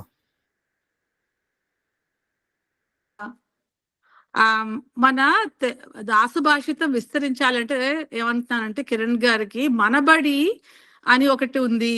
కాలిఫోర్నియాలో చాలా పెద్ద ఆర్గనైజేషన్. తర్వాత ఇక్కడ కూడా వాళ్ళు ఏంటంటే మదర్ టంగ్ ని ఎప్పుడు ప్రోత్సహిస్తారండి. మనము మదర్ టంగ్ లో ఆలోచిస్తేనే ఇంగ్లీష్ లో దాన్ని అనువదించగలం. చిన్నప్పటి నుంచి మా అమ్మాయిని కూడా స్కూల్లో పంపిస్తున్నప్పుడు వాళ్ళు ఇంగ్లీష్ లో మాట్లాడకండి, తెలుగులోనే మాట్లాడండి అని చెప్తుండేవారు స్కూల్లో కూడా. అందరికీ ఆ అవేర్నెస్ ఉంది.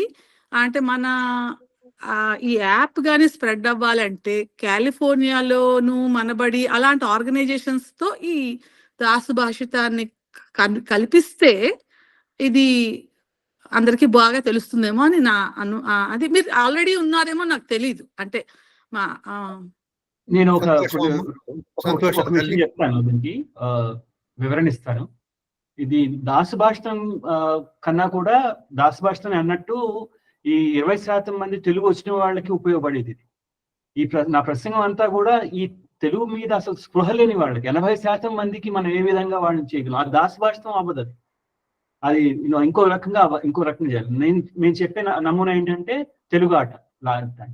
సో అది మనం ఇది యుఎస్ఏలో ఉండే వాళ్ళకి సంబంధించింది కాదు. ఇది మన తెలుగు రాష్ట్రాల్లో ఇతర రాష్ట్రాల్లో ఉన్న తెలుగు వారికి ఇంకా తెలుగు కొద్దిగా వచ్చు, అంటే వాళ్ళు పూర్తిగా అటువైపు వెళ్ళలేదు. ఇంకా వాళ్ళని రక్షించుకోవడానికి ఆ యువతలో తెలుగు స్పృహను పెంచడానికి మొన్న మీరు పంపించిన రామయ్య గారు మీరు పంపించిన పాఠంలో జల్లికట్టు గురించి చెప్పారు. 7 లక్షల మంది ఎప్పుడో మరీనా బీచ్ లో వచ్చేసారని. నేను అప్పుడు ఆ కాలంలో నేను చెన్నైలోనే ఉండేవాడిని. ఎలా అంత వాళ్ళందరూ యువత, 18 ఏళ్ళు, 25 ఏళ్ళు, 30 ఏళ్ళ లోపు యువత. వాళ్ళ సంస్కృతి మీద అంత మమకారం వాళ్ళకి. అటువంటి స్పృహ మనం ఎలా కలిగించవచ్చు ఈ యువత, ఈ మన తెలుగు రాష్ట్రంలోని యువత మీద? దానికి మన అమెరికాలో ఉన్న వాళ్ళు 20% మంది చాలా, అంటే మన అంతా ఆలోచన పర్లం కదా, తెలుగు భాష మీద చాలుస్తాం, మనం అందరి ప్రమేయం ఉంటుంది. కానీ ఈ పరిష్కారం కేవలం ఆ 80% మందిని ప్రేరేపించడానికి పూనుకున్నది, దాసు భాషితం గురించి కాదు. సంతోషం అండి. రవీంద్రనాథ్ గారు మాట్లాడతారు. మా తెలుగు కోట రవీంద్రనాథ్ గారి గురించి ఒక మాట. వారు నేను చాలా మంది తెలియకపోవచ్చు, దాసు భాషితం పుట్టక ముందు సౌండ్ క్లౌడ్ లో పెట్టినప్పటి నుంచి వారి దాసు భాష పుస్తక దాంట్లో ఉంటుండేవారు. మనం విజయవాడలో రచయిత సంఘంలో కూడా కలిసాం. గుర్తుపట్టారా రవీంద్రనాథ్ గారు? నమస్కారం అండి. పరిచయం నేనే చేసిన. తెలుగాట ద్వారా ఈ ప్రస్తుతం ఉన్న ఈ 2 రాష్ట్రాల్లో పిల్లలకి, పెద్దవాళ్ళకి అందరికి కూడా ఒక పక్కన ప్రోత్సాహం ఇస్తూ, ఇది మంచి ప్రణాళిక బాగుంది. వారు చెప్పినట్టుగా అది 3-4 ఏళ్లలో దాని ఆర్జన వస్తుందో లేదో కానీ ఒక మంచి సంకల్పం, మంచి ఆలోచన, వినూత్నమైన ఆలోచన. ఈ రకంగా మనం ప్రయత్నాలు చేయకపోతే భాషను కాపాడుకోలేము. దాన్ని ఇంతకుముందు దాసు భాషితం ఎలా అయితే విజయం సాధించిందో ఇది కూడా సాధించే అవకాశం చాలా చక్కగా కనపడుతుంది. దానికి నా శుభాకాంక్షలు, అభినందనలు అండి. ఈ సందర్భంగా ఇంకొక మాట, మేము అంటే ఇక్కడ ఉన్న వాళ్ళలో చాలా మందికి తెలియదని చెప్పి మేము చెప్తున్నాం. సామాజిక మాధ్యమాల్లో తెలుగు వీరుల ద్వారా ఈ మధ్యన మేము గమనించింది ఏంటంటేనండి, ఈ సినీ ప్రముఖులు కానీ చాలా మంది గేయ రచయితలు కూడా వాళ్ళు కూడా ఇంగ్లీష్లోనే రాసుకుంటున్నారు ట్విట్టర్లో. వాళ్ళ పాటలు మనం చూసి కోట్ల మంది చూసి ఆనందపడుతున్నాం సినిమాల్లో, వాళ్ళు ఇంగ్లీష్లో ట్విట్టర్లో రాస్తున్నాం. అందుట్లో ఒక రామజోగయ్య శాస్త్రి గారు, ఆయన అమ్మడపడ్డాం, ఏంటండి మీరు కూడా ఇంగ్లీష్లో రాస్తున్నారని. ఆయన కొంచెం మందలించారు, మీరు జాగ్రత్తగా ఉండండి, మీరు బలవంతం చేస్తే మేమేం మారం, మీ ఆలోచన మంచిదని చెప్పారు. సరే, ఈ విషయం అంతగా పంచుకుందామని నా ఆలోచన చెప్తున్నాను. అభినందనలండి కిరణ్ గారు. అట్లా ఈ మార్పు అనేది మనం వాళ్ళలో ప్రేరేపించాలి. ఇప్పుడు వీళ్ళు ఎందుకు తెలుగులో ఆంగ్లంలో రాస్తారంటే, ఒకటి వాళ్ళు అంటే తెలుగే మాట్లాడితే ఇంగ్లీష్ రాదేమో అనుకుంటారని ఒక అపోహం, అట్లా అనుకుంటారేమో అవతల వాళ్ళు అనేది అపోహ. సో మనకి మన ఇంగ్లీష్ జ్ఞానం పరిజ్ఞానం అని చూపించేసారు వెంటనే. అదొకటి. రెండోది ఏంటంటే, ఎవరైనా కానీ, మొన్న ఏదో ఒక ప్రకటన చూశాను, సినిమా ప్రకటన, it's not a horror film, it's a love film అనేది ఉంది. మొత్తం ఆ తెలుగు సినిమాని ఆ ప్రకటనలో ఒక్కటి కూడా తెలుగు అక్షరం కానీ తెలుగు పదం కానీ లేదు. సరే ఇంగ్లీష్లోనే రాయండి, తెలుగు ఇంగ్లీష్లో రాసినా పర్వాలేదు, కానీ అసలు తెలుగు పదమే లేదు, మొత్తం ఇంగ్లీషే, అదంతా మొత్తం ఆంగ్లంలోనే ఉంది. అదేంటంటే వాళ్ళు చేసే వాళ్ళని మీరు వినుంటారు, ఏంటంటే మా భావం కమ్యూనికేట్ అవ్వాలి మా ఆడియన్స్ కి, వాళ్ళకి ఇదే అర్థం అవుతుంది, వాళ్ళు తెలుగు చదువుతాం వచ్చో రాదో తెలియదు మాకు, అందుకని మేము ఆంగ్లంలో రాస్తాం అంటే. సో ఇవన్నీ కూడా పరస్పరంగా ఉన్నాయి. అందుకని నేను మళ్ళీ చెప్పేది ఏంటంటే, మనం ఒక 80% సమాజాన్ని ఆ స్పృహను లేపాలి, రేజింగ్ ద కాన్షియస్నెస్ అంటారు కదా, చేయటానికి వాళ్ళకి తెలుగు చేయండి అంటే వాళ్ళు వెనకపోవచ్చు. వాళ్ళకి ఏదో అవసరం, వాళ్ళకి ఏదైతే ఆసక్తి ఉంటుందో దాన్ని పట్టుకుని దాని ఆలంబనగా చేసుకుని మనం దీన్ని ఇంజెక్ట్ చేయాలి. ఇది చాలా కాలం పడుతుంది. ఎప్పుడైతే ఒక చాలా పెద్ద సమూహం వాళ్ళు మాట్లాడుతున్నారని వీళ్ళు తెలిసినప్పుడు వీళ్ళు మళ్ళీ రాస్తారు, వీళ్ళు తెలుగులో రాస్తారు, తెలుగులో మాట్లాడతారు. సో అదొకటి మనం గమనించాలి. సంతోషం అండి. కర్నూలు నుంచి ఇంగ్లీష్ ప్రొఫెసర్ ఇందిరారెడ్డి గారు వచ్చారు. అమ్మ ఒక్క నిమిషమే మాట్లాడాలి.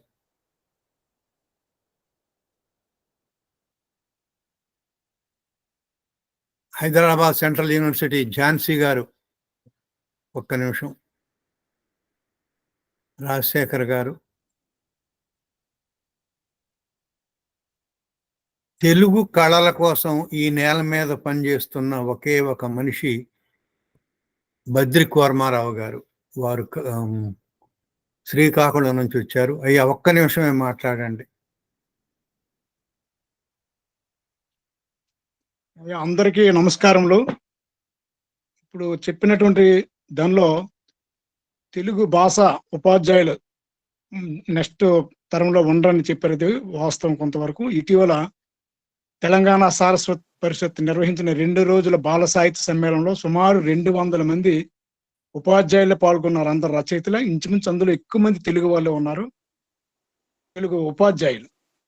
వాళ్ళు కూడా ప్రతి పాఠశాలలో వాళ్ళు ఎదుర్కొంటున్న సమస్యలు, ఆంగ్ల మాధ్యమం ద్వారా తెలుగు పాఠశాలలు ఎదుర్కొంటున్నటువంటి సమస్యలంతా అక్కడ ఏకరువు పెట్టారు. తెలుగు మాతృభాషగా నిలడం చాలా కష్టమని, వాళ్ళు చాలా మంది బాల సాహిత్యాన్ని రాసుకొచ్చారు, కవితలు, కథలని. కానీ అవి చేరడం ఎవరికి చేరాలి? మనం రచయితలకే పరిమితం అవుతుందా? బాలల వరకు ఎలా వెళ్తున్నాయి? బాలలు ఎలా వెళ్ళిన తర్వాత వాళ్ళు చదవగలుగుతున్నారా? వాళ్ళు చేరుతుంది అనేటువంటి ఒక ఆందోళనలో ఇంచుమించు కళల ద్వారా, సాహిత్యం ద్వారా పిల్లలకి ఎలా చేరవాలి, కథల ద్వారా ఎలా చేరాలంటే ఒక ఆ సాహిత్య సమ్మేళనం చాలా ఉపయోగకరంగా సాగింది 2 రోజుల పాటు. కానీ ఇప్పుడు వాళ్ళ అందరూ బాధపడేది ఏంటంటే ఈ తెలుగు భాష గురించి ఆందోళన చేస్తున్నారు. ముఖ్యంగా మనం అనుకున్నట్టు తల్లిదండ్రుల్లో మార్పు రానంత కాలము, ప్రభుత్వాల్లో మార్పు రానంత కాలం, సమాజంలో మార్పు రానంత మరి రాదు. దాని గురించి మనం ప్రయత్నం, సమాజ పరంగా, తల్లిదండ్రుల పరంగా కూడా మనలో ఆ మార్పు తీసుకురావడానికి ప్రయత్నం చేయాలి. ధన్యవాదాలు. మేడసాని రావు గారు కానీ, సతీష్ రెడ్డి గారు కానీ ఒక 1/2 నిమిషం 30 నిమిషమేనయ్యా. అమ్మ భాస్కర్ దేవ్ గారు మీరు ఫోన్ నంబర్ రాయలేదు. శివ గారు కానీ, పూసర్ల గారు కానీ, సుబ్రహ్మణ్యం గారు మాట్లాడతారా? కొత్త ప్రభుత్వం వచ్చింది కాబట్టి మనం కొంచెం ఆశలు చూపిస్తున్నాయి. అందరం కలిసి కొత్త ప్రభుత్వంతో మాట్లాడి ప్రతి నెలకు, ప్రతి 2 నెలలకు పాఠశాలల్లో, కళాశాలలో సాంస్కృతిక కార్యక్రమాలు ఏర్పరిచి తెలుగు భాష మీద మక్కువ చేయాలని చెప్పని మనం ప్రయత్నిస్తే కొంతవరకు దీంట్లో విజయం పొందుతారని చెప్పనుకుంటున్నాం. సంతోషం అండి. దయచేసి మీ ఫోన్ నంబర్ని చాట్లో రాయండి. ఆ కార్యక్రమం కూడా బాగుంది, మొదలు పెడదాం. సురేష్ కుమార్ ఆకెళ్ళ, వెంకటరాజు గౌడ్ గారు, ఇక మీరెవరూ మాట్లాడట్లేదు. ఒక్క నిమిషం సార్. నమస్కారం అండి. కిరణ్ గారు చాలా మంచి ప్రసంగం అండి, మంచి ప్రయత్నం. ఇది సఫలం అవ్వాలని మనస్ఫూర్తిగా కోరుకుంటున్నాను. 2 సూచనలు అండి. ఒకటి, మీరు తీసుకొచ్చే గేమ్ తెలుగు ఆట ఏదైతే ఉందో దాంట్లో స్థాయిలు పెట్టుకునే అవకాశం ఏమైనా ఉందా? అంటే వినియోగదారులకి ఒక స్థాయి నుంచి ఇంకో స్థాయి పెంచే అవకాశాలు, ఒక రకంగా బహుమతులు ఆకర్షించినా సరే మీరు చెప్పిన ఇంట్రెన్సిక్ మోటివేషన్కి ఎట్లా అంటే, ఓకే నేను ఈ స్థాయిలో ఉన్నాను, ఈ స్థాయికి వచ్చాను, స్టేజ్ 0, స్టేజ్ 1 అనేది ఒకటి పెడితే బాగుంటుందేమో అన్న ఆలోచన. మీరు దీన్ని సమీక్షించే ఉంటారు. జస్ట్ ఇదొకటి. రెండవది, ఇదొకటైనా అంటే ఈ ఆట ద్వారా ఎంత అవగాహన వచ్చినా సరే మీరు చెప్పిన మన తెలుగు రచనలు, సాహిత్యాన్ని జనాలకి రీచ్ అవుట్ అయ్యే పద్ధతి ఏంటంటే పుస్తకాలు. ఇప్పుడు నేను దగ్గరలో ఎక్కడ వెళ్ళినా సరే తెలుగు రచనలు చాలా అరుదుగా, అంటే తెలుగు పుస్తకాలు చాలా అరుదుగా కనబడతాయి. అంటే మా నాన్నగారు తెలుగు, అంటే ఆయన టీచర్గా పనిచేసి రిటైర్ అయ్యారు. ఒకప్పుడు ఆయన దగ్గర కొన్ని పుస్తకాలు ఉండేవి కానీ ఇప్పుడు ఎక్కడా లేవు.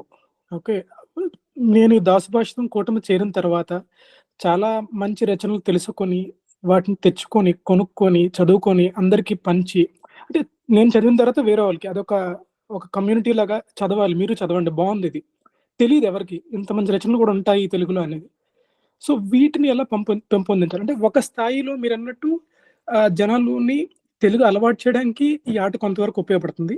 కొంతమంది మధ్యలో ఉంటారు, అంటే మా పూర్వతరం కొంచెం తెలుగు అలవాటు అవ్వడం వల్ల మాకు కొంచెం తెలుగు మీద ప్రేమ ఉంది. తెలుగు ఆట అనేది మేము కొంచెం ఒక మిడిల్ లెవెల్‌లో ఈజీగా క్రాస్ చేయొచ్చు. కానీ మా తరానికి ఎట్లా అంటే తెలుగు రచనలు పరిచయం చేయాలి బాగా.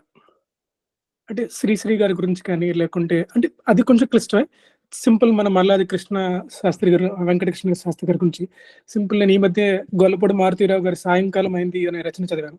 అయ్యా ఒక్క చాలా నిమిషమే, ఒక్క సారీ. నిమిషమే తొందరగా ముగిస్తున్నాను సార్. కానివ్వండి. నేను ముగిస్తున్నాను. మీరు అడిగిన దానికి నేను చెప్తానండి. ఈ అది మీరు చాలా మంచి ప్రశ్న మీరు చెప్పింది, మంచి సూచనలు. అది చూస్తే మీరు అది స్థాయి అన్నారు కదా, మనం ఏ విధంగా వాడతాం. ఇప్పుడు నేను ఈ పదబంధాలు కూడా అది తెలుగులో లిపిలో ఉండాలా ఆంగ్ల లిపిలో ఉండాలా మనకి అది కూడా అదే నిర్ణయిస్తుంది. సో తెలుగు ఆట ఓపెన్ చేయగానే తెరవగానే అది మన భాషని తెలుగా ఇంగ్లీష్ మీకు తెలుగు లిపి వచ్చా లేకపోతే ఆంగ్ల లిపిలో తెలుగు చదువుతారా అనేది అది తీసుకుని ఆ కాంటెంట్ అంతా కూడా వాళ్ళు ఎంపిక చేసుకున్న లిపిలోనే వస్తుంది. రెండోది ఏంటంటే వాళ్ళ ఏఐ ఏం చేస్తుందంటే కృత్రిమ తోటి వాళ్ళ స్థాయి అంటే మనం పసిగడతాం. ఇప్పుడు 2-3 ప్రశ్నలు వేస్తాం, ప్రశ్నలు వేసి వాళ్ళ స్థాయి ఏంటో తెలుస్తుంది. తర్వాత వాళ్ళకి ఇప్పుడు కళలు, సినిమాలు, సంగీతం, సాహిత్యం అన్నీ ఉంటాయి కదా, అన్ని వైపులో ఒక ప్రశ్న వేస్తాం అనమాట. ఏది ఎక్కువ వాళ్ళు ఇంటరాక్ట్ అవుతుంటే ఆ ప్రశ్నలు కొంత మోతాదు ఎక్కువలో ఉంటాయి. ఎందుకంటే వాళ్ళ ఆసక్తిని మనం నిలపడం ముఖ్యం. ఇప్పుడు కొంతమంది సాహిత్యం ఆసక్తి ఉండొచ్చు, కొంతమందికి సినిమాల ఆసక్తి ఉండొచ్చు. సో వాళ్ళ ఆసక్తి స్థాయిని బేరీజ్ వేసుకుని అది నిలుపుతూ మిగతా అందించడం అది ప్రణాళిక. సో అది ఆ రెండు ఆలోచించాం, ఆ కురుపులో ఉన్నాయి ఈ రూపకల్పనలో, ఆ డిజైన్ లో భాగం. దాస్ గారు ఒక హెచ్చరిక, వార్నింగ్. ఇక పద్మారెడ్డి గారు వచ్చారు, ఆమె దగ్గర రాళ్ళు ఉంటాయి, విసురటం మొదలెడుతుంది. ఇక విసురమ్మ.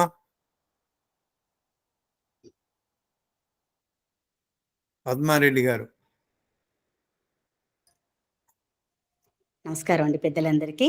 కిరణ్ గారు చాలా ఆసక్తికరంగా ఉంది. గత కొద్ది వారాలుగా కూడా ఇన్నాళ్ళుగా మేము తెలుగు పైన అభిమానము ఎలా దీన్ని మనము యూత్కి దగ్గర చేయాలనేటువంటి తపనతో ఉన్నామే కానీ నిజమైన పరిష్కారాలు నాకైతే అంతగా తోచలేదు.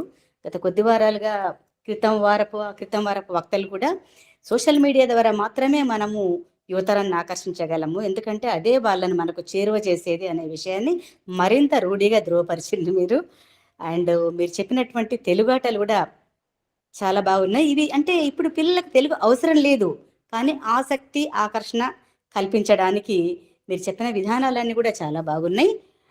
తర్వాత ఇందులో మనము ఆ పదబంధాలు కానీ పెట్టేటువంటి పదాలు ఇవన్నీ కూడా పిల్లలకి చాలా నిత్య జీవిత వ్యవహారంలో లేకుంటే వాళ్ళకు ఆకట్టుకున్న సినిమా పాటలకు సంబంధించినవి అయితే మరింత ఆసక్తిగా పాల్గొంటారేమో అనే ఆలోచన మనం చేయాలి. ఇందాక పెద్దలు ఎవరో అన్నట్టుగా ప్రతి నెల మనం పాఠశాలల్లో సాంస్కృతిక కార్యక్రమాలు అనేది ఆల్రెడీ మేము చేస్తున్నాం. బాలసభల పేరిట సాంస్కృతిక కార్యక్రమాలు ప్రతి నెల నో బ్యాగ్ డే ఒకటి ఉంటుంది, ఆ రోజు చేస్తూనే ఉన్నాం. పిల్లలు అంతగా పాల్గొనడం, అంత తెలుగు ఎక్కువగా వెలిగించడం చేయలేకపోతున్నాం అనేది వేరే విషయం, కానీ కార్యక్రమం నడుస్తూనే ఉంది. తర్వాత ఇన్నాళ్ళు మనం ఇంగ్లీష్ మాట్లాడడం గొప్పగా భావించినాం, ఇక ముందు మనం తెలుగు మాట్లాడడం గొప్ప అనేటువంటి ఒక కొత్త సంస్కృతి, ఒక ట్రెండ్, అది మనం ప్రజల్లోకి చొప్పించాల్సిన అవసరం ఉంది. ఏది ఏమైనా కూడా మీరు చెప్పిన ఇది చాలా ఆసక్తికరంగా, చాలా ఉపయోగకరంగా అనిపిస్తుంది. తప్పకుండా మనం దీన్ని ముందుకు తీసుకెళ్దాం. ధన్యవాదాలు. ధన్యవాదాలమ్మా. ఒక్క నిమిషం అండి, నేను కామెంట్స్ లో ఇందిరా వెల్ది గారు ఒక మాట అన్నారు, దానికి స్పందిద్దాం అనుకుంటున్నాను. ప్రజలకు ఏది అవసరమో అది నిలబడుతుంది, అది వస్తువు అయినా భాష అయినా. ఇది నేను పూర్తిగా ఏకీభవించినమ్మా ఈ కామెంట్ తోటి. ఎందుకంటే అది కేవలం వ్యవహారికంగా అయిపోతుంది. అది మీరు యూదులు చూసుకుంటే జ్యూస్ వాళ్ళ అంతా ఇదివరకు ఇజ్రాయెల్ ఏర్పడక ముందు ప్రపంచవ్యాప్తంగా ఉండేవాళ్ళు. వాళ్ళు ఏ సమాజంలో ఉండేవాళ్ళు ఆ సమాజంలో వాళ్ళు మమేకం అయిపోయేవాళ్ళు. వాళ్ళ రాష్ట్రం, వాళ్ళ దేశం ఏర్పడిన తర్వాత వాళ్ళ అభిమానం కొద్దీ ఆ హీబ్రూని మళ్ళీ దాని జవసత్వాలు కలిగించి పూర్తిగా భాషలాగా మొత్తం అంత వ్యవహారాలన్నీ హీబ్రూలోనే జరిగేట్టు వాళ్ళు తీసుకున్నారు. అది అభిమానం. అభిమానం పెంచితే, అభిమానం అంటే ఇప్పుడు మన మన మన పుట్టిన ఊరి మీద అభిమానం ఉంటుంది, మన పెరిగిన వాతావరణం మీద అభిమానం ఉంటుంది. అది అవసరం కాదే. సో అది ఆ వ్యవహారికంగా చూస్తే అది ఫస్ట్ అది మనం మార్చుకోవాలి. ఇది అభిమానం కల్పించాలి, అభిమానం సృష్టించాలి, అభిమానాన్ని ప్రేరేపించాలి. అరే నాకు తెలుగు మాట్లాడటానికి ఏంటంటే ఆ మార్పు ఎలా జరిగిందంటే, నేను తెలుగు దాసు భాషలో భాగంగా నేను తెలుగు నాకు ఎక్కువ ఎక్స్పోజ్ అవటంతో ఆ మాట్లాడుతుంటే అదేంటో తీయదనం తెలుస్తోంది, వింటుంటే తీయదనం తెలుస్తోంది. అరే ఏంటి ఇంత ఇంత మధురమైన భాష, మనం ఎందుకు మాట్లాడలేదు అసలు. ఎవరో అన్నట్టు ఒక ఒక అనుబంధం అది మాటల్లో వ్యక్తీకరించలేము, వ్యక్తపరచలేము. దానికి అది అవసరం కాదు. అది అది మనం కల్పించాలి, అది ప్రేరేపించాలి. నేను దీంతో నేను పూర్తిగా ఒప్పుకోను. చాలా మంది అంటారు ఇదంతా మారుతోంది, జనం సమాజం మారుతుంది, అనుగుణంగా భాషలు కూడా అవసరం లేదు. భాష నిలుపుకునే సమాజాలు కూడా ఉన్నాయి, మనం వాటి నుంచి నేర్చుకోవచ్చు. మనం ఎక్కువ దూరం వెళ్ళక్కర్లేదు, తమిళనాడు మహారాష్ట్ర చూస్తే చాలు. భాస్కర్ దేవ్ గారు, మీ ఫోన్ సంఖ్యను రాయటం లేదండి, వేరే వాళ్ళు అడుగుతున్నారు. కానీ ఇకపోతే కృష్ణారావు గారు ఉన్నారు, ఎవరు? వేల్ముల కృష్ణారావు గారు ఇప్పుడు చేయెత్తారు. అయ్యో చూడలే. అయ్యా మాట్లాడండి వేల్ముల గారు.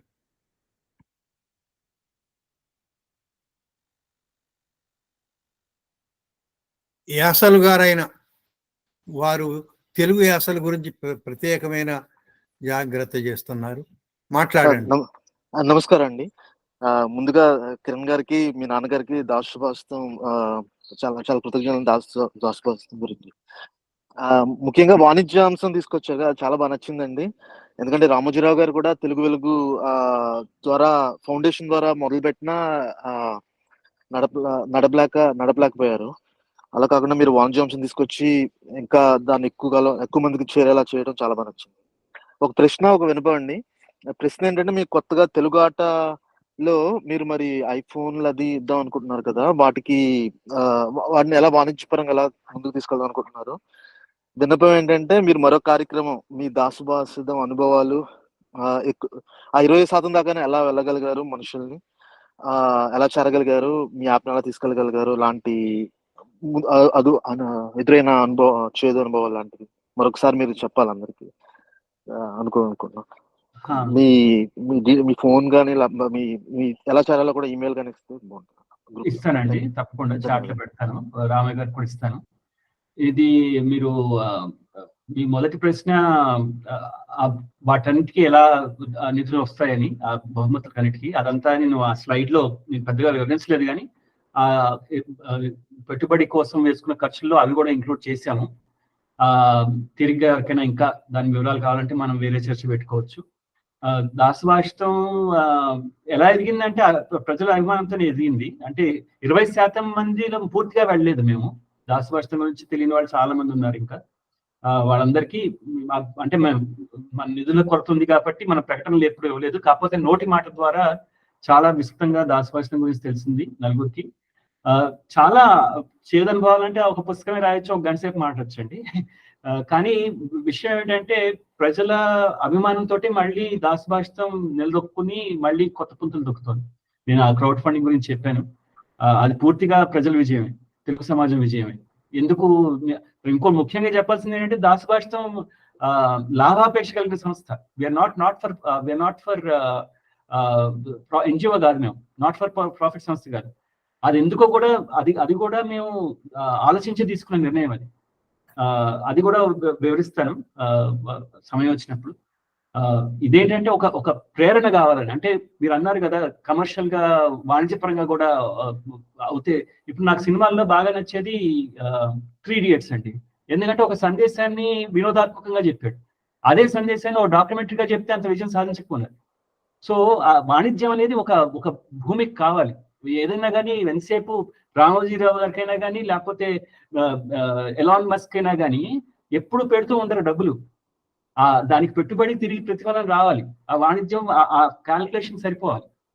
అందుకని దాసు భాషితం కూడా ఇట్స్ ఫర్ ప్రాఫిట్. నేనేం నిరూపించదలుచుకున్నానంటే, నేను బాగుపడితే, తెలుగు మీద ఆధారపడి నేను ఒక సంస్థగా నేను బాగుపడితే అదే నలుగురికి ప్రేరణ అవుతుంది. లేకపోతే అందరినీ సేవ చేయండి అంటే సమయం ఉండదు అందరికీ. ఆసక్తి ఉన్నది. సంతోషం అండి. మేమందరం పైన కనపడుతుంటాం. అసలు మా కింద పునాది ఈ మొత్తం కార్యక్రమానికి అన్నిటికి కూడా అల్లిన వారు వీవెన్ గారు. అయ్యా, మీరు ఇక ముగింపు పలుకుతారా? నమస్కారం అండి. కోదండరావు నన్ను చాలా పైకి ఎక్కించేశారు. మీరు ఎక్కించాల్సిన వాడేనండి వీవెన్ గారు. ఎక్కించారు దాస్ కిరణ్ గారు. తెలుగు కూటమి వేదిక మీదకి వచ్చి మీ ఆలోచనలు పంచుకున్నందుకు చాలా సంతోషం. ఈ ప్రవర్తన ఆధారిత ఇది చాలా ఆసక్తికరంగా ఉంది. చాలా సార్లు అది ట్విట్టర్ లోను వీటిలో చాలా వరకు ప్రూవ్ అయింది. కేవలం ఏదో ఒక చిన్న ఆటని అలా పెట్టేస్తే దాని మీద ఒక 100 మంది దానికి స్పందించడం ఇలాంటి బాగుంది. నేను చిన్న చిన్న మాటలతోటి ఆటలు పెడుతూ ఉండేవాడిని. ఎప్పుడు నాకు అవన్నీ గుర్తొచ్చినాయి. సో అయితే ప్రజల్లో ఆసక్తి ఉంది. కొన్నిసార్లు అది కనపడదు. కాబట్టి వ్యాపకాలు, వ్యాపారాలు కానీ వాళ్ళ జీవితం కానీ ఇవన్నీ ఎంతో కొంత దీన్ని కనుమరుగు చేస్తున్నాయి. సో మనం ఆ అవసరాన్ని, అవకాశాన్ని కూడా కల్పించాలి. ఈ తెలుగు ఆట అనే ఈ ఆట అలాంటి అవకాశాన్ని కలిగిస్తుంది. అవకాశంతో పాటు వాళ్ళకి పక్క సంపాదన కొంతవరకు ఏదో దాన్ని యాడ్ చేస్తుంది అని నేను నమ్ముతున్నాను.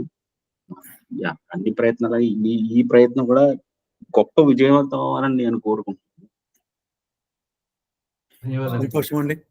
పిల్లలు ఒక ఉద్యమ పద్యం చదివిన పిల్లలకు కూడా ప్రతిసారి 15 రోజులకు ఒకసారి 500 రూపాయల చొప్పున ఇస్తామన్నాం. అది కొద్దిగా వేరే ఇబ్బందుల వల్ల ఆగిపోయింది. ఇప్పుడు దాన్ని ముందుకు చేయటానికి మహబూబ్ నగర్ నుంచి సాయి జ్యోతి గారిని, ఆమె ఎప్పుడు చాలా ఆకాశం మీదనే ఉంటారు, ఇవాళ నేలకు దిగి వచ్చారు. వారు ఆ విషయం మీద మాట్లాడి ఈ కార్యక్రమాన్ని ముగిస్తారు. సాయి జ్యోతి గారు. అందరికీ నమస్కారం సార్, సారు, మేడం వాళ్ళు అందరికీ నమస్కారము. అయితే నేను పద్యాల గురించి కొంత మాది బదిలీ ప్రయత్నాలు జరుగుతున్నాయి.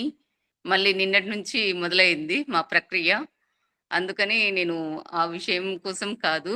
అయితే ఇక్కడ నేను ఈ సమావేశంలో పాల్గొనగానే మా దగ్గర పాలెము అని ప్రాచ్య కళాశాల ఉంది, ఓరియంటల్ కాలేజ్. అయితే అది తీసేసే పరిస్థితికి నేడు చేరుకుంది. 60 సంవత్సరాలు దాదాపు ఆ కాలేజీ మొదలయ్యి ఇక వేరే ప్రాంతానికి తరలించాలని చూశారు. వద్దు అని చెప్పేసి ఇక్కడ వాళ్ళు అట్లాగే పెట్టుకున్నారు. ఇప్పుడు రోజు ఒకసారు 100 కిలోమీటర్లు రోజు స్కూల్ టైం, కాలేజ్ టైం కాకుండా ఉదయం సాయంత్రం తిరుగుతున్నా కానీ ఒక 9 మంది ఇప్పుడు బిఓఎల్లో చేరారట. ఆ అమ్మాయి ఇప్పుడు ఫోన్ చేసి నాకు అదే చెప్తుంది అన్నట్టు, మేడం ఎవరన్నా ఉంటే చూడండి, కాలేజీ మూసేసే పరిస్థితి వచ్చేటట్టుంది, ఎవరన్నా ఉంటే చెప్పండి మేడం అనేసి ఆ అమ్మాయిని కూడా నేను పంపించాను తెలుగుకు. ఇట్లా ఉంది మన పరిస్థితి. మరి ఆ బిఓఎల్ తెలుగు అది చెయ్యకపోతే, కాలేజీలు మూసేస్తే రేపటి పరిస్థితి ఏంటి అనేది ఒక సమస్యగానే తయారైంది. ఇక ఆ తర్వాత మొన్న శనివారం రోజు నేను ఈటీవీ అభిరుచిలో వంటలు చేయడానికి వెళ్ళాను. నాగర్ కర్నూలు జిల్లా ప్రత్యేక వంటకాల కోసం వెళ్ళాను. అక్కడ తెలుగు భాష గురించి మాట్లాడాను, తెలుగు కూటమి గురించి కూడా నేను మాట్లాడాను. ఆ సందర్భంలో అక్కడ ఉన్న వాళ్ళు రామోజీ సార్ గురించి కూడా ప్రస్తావన చేసి తెలుగుని ఎక్కువగా ఉపయోగించాలని మాకు కూడా చెప్తారు మేడం అనేసి అక్కడ ఉన్న వాళ్ళందరూ కూడా ఆ రోజు ఆ విషయం చెప్పారు. మొన్న శనివారం రోజు ఈ విషయం పంచుకుందామనేసి నేను చేయెత్తాను సార్. అయితే ఈ దాసు భాషితం గురించి నేను అంతగా వినలేదు, ఎందుకంటే నాకు ఒక ఫోన్ వచ్చింది, ఆ తర్వాత వేరే వాళ్ళు వచ్చిర్రు. సార్ తోటి ప్రత్యేకంగా మాట్లాడి విషయాలు తెలుసుకుంటాను నేను. కిరణ్ సార్. ఇది నా వివరాలు నేను చాట్ లో పెట్టానండి. ఈమెయిల్, ఫోన్ నెంబర్ ఇచ్చాను. ఎవరికైనా ఆసక్తి ఉంటే వాళ్ళు నన్ను సంప్రదించవచ్చు. తర్వాత నేను ఒక విషయం చెప్పి ముగిస్తాను. ఇవి అసాధారణ పరిస్థితులండి. మీరు చెప్పిన కథలన్నీ కూడా పడులు మూతపడటం, అందరూ ఉద్యోగాలు కోల్పోవటం, ఇది చాలా దయనీయమైన స్థితి. మనం నేరుగా యువత దగ్గరికి వెళ్ళి వాళ్ళని ఉత్తేజపరిచి వాళ్ళకి పనికొచ్చే దిశగా ఆలోచించి వాళ్ళు ఏది ప్రేరేపిస్తుందో వాటి ఆ విధంగా అక్కడి నుంచి నరుకురావాలి. అటు నుంచి మనం సార్ ఇటువైపు నుంచి చేస్తుంటే మీరేమవుతారు అని అడుగుతుంటారు కదా సార్ సామాన్యంగా. అట్లా నేను అడిగితే చాలా మంది మా పిల్లలు నేను తెలుగు టీచర్ని అయితే అంటారు. 1వ తరగతి పిల్లలు కూడా వాళ్ళకి ఏంది తెలియదు అయినా ఏమైతావురా అంటే నేను సాయి జ్యోతి టీచర్ని అయితే అంటారు ఆ పిల్లలు. అంటే తెలుగు చెప్తా అని ఆడిపిస్తాను, పాడిపిస్తాను, నేర్పిస్తాను కాబట్టి ఆ విధంగా నేను సాయి జ్యోతి టీచర్ని అయితే అంటున్నారు. అట్లా ఉంది. కాకపోతే పరిస్థితి అయితే 60 సంవత్సరాల క్రితం కాలేజీ మూతబడితే ఇక ఈ ప్రాంతంలో తెలుగు అనేది లేకుండా పోతుంది కాలేజీ. చాలా కష్టంగా ఉంది. ఇంకోటి సార్ మా దగ్గర అయితే పిల్లలైతే మంచిగా ఉన్నారు. తెలుగు కోసము అయితే నేను చెప్తుంటాను అన్నట్టు. ఇప్పుడు తెలుగు చదివే వాళ్ళు తక్కువైతున్నారని మీరే అంటున్నారు కదా! మరి మీరు చదివిండ్రనుకో మీరు ఏ స్థాయిలోకి వెళ్ళిపోతారో ఒకసారి ఆలోచన చేసుకోండి. మీరు ఆ దిశగా ప్రయత్నం చేయండి అని చెప్పేసి అంటుంటాను. చాలా మంది అయితే సరే మేడం అంటుంటారు కానీ ఇంకా మరి 10వ తరగతి వరకు మా దగ్గర ఉంటేనేమో నేను అలా ప్రోత్సహించేదాన్ని. మాకు 7 వరకే ఉంది కాబట్టి కొంచెం ఇబ్బందికరంగా ఉంది. ఇప్పుడు అమ్మాయి అయితే చాలా బాధతో నేనే పంపించాను తెలుగు అమ్మా చదువుతావా నువ్వు రిపిటేషన్ వద్దమ్మా, రిపిటేషన్ చేయొద్దు. సరే సార్ ఆ అమ్మాయి అయితే చాలా బాధతో చెప్తుంది. మంజుల గారు ఒక్క అర నిమిషం మాట్లాడండి అమ్మా. సరే కృష్ణారావు గారు కరీంనగర్ కార్యక్రమం ముగించండి మీరు. అయ్యా నమస్కారం అండి. నమస్కారం. కిరణ్ గారిని మీ దాస్ గారిని వారి ఫాదర్ని ఇక్కడ వారి తండ్రి గారిని ఇక్కడ విజయవాడలో కలుసుకున్నామండి. వారి కార్యక్రమం చాలా బాగుంది. మీరు ఈ కార్యక్రమం చేపట్టినందుకు తెలుగు ఆట ద్వారా మీరు ఈ కార్యక్రమం చేస్తున్నందుకు భాష కోసం చేసిన కృషికి మీకు అభినందనలు అండి. నమస్కారం. కార్యక్రమం ఇంతటితో ముగిసింది. దాసు గారు చివరి 1-2 వాక్యాలు చెప్పండి, ఇక ముగించేద్దాం. చాలా చాలా సంతోషంగా ఉందండి. చాలా ఆసక్తికరమైన ఉత్తేజకరమైన కూటమి ఇది. అందరికీ చాలా తెలుగు మీద చాలా అభిమానం ఉంది. అది వేరే ప్రత్యేకంగా చెప్పనవసరం లేదు. కానీ తెలుగు ఆట అనేది ఇట్స్ ఒక ఊహ మాత్రమే. It's a concept. It's not yet in progress. ఒక ఊహించాను అనమాట. అంతే. ఇదేంటంటే నేను ఇంతకుముందు అన్నట్టు ఒక ప్రవర్తన సమస్య అండి. ఏదన్నా కానీ ఒక మార్పు రావాలంటే ప్రవర్తనను అర్థం చేసుకోకుండా మార్పు సాధ్యం కాదు. నేను అందుకనే మా ప్రొఫెసర్, మా గురువు గారు అశోక్ యూనివర్సిటీలో పవన్ మామిడి గారు, ఆయన కూడా తెలుగు ఆయన, ఆయనతో కూర్చుని ఇది ఏ విధంగా చేయొచ్చు అని రకరకాల మదనం చేసి రకరకాల వాటి నుంచి స్ఫూర్తిని పొంది ప్రేరణ పొంది ఒక ఊహ చేశాము. అది ఎంతవరకు అవుతుందో మనకి తెలీదు. కానీ ఈ యజ్ఞంలో ఎవరైనా భాగం పంచుకోదలిస్తే నన్ను తప్పకుండా సంప్రదించండి. నాకు అవకాశం ఇచ్చినందుకు చాలా చాలా ధన్యవాదాలు రామయ్య గారు. అభిలాష్ కూడా. కార్యక్రమం ముగిసింది.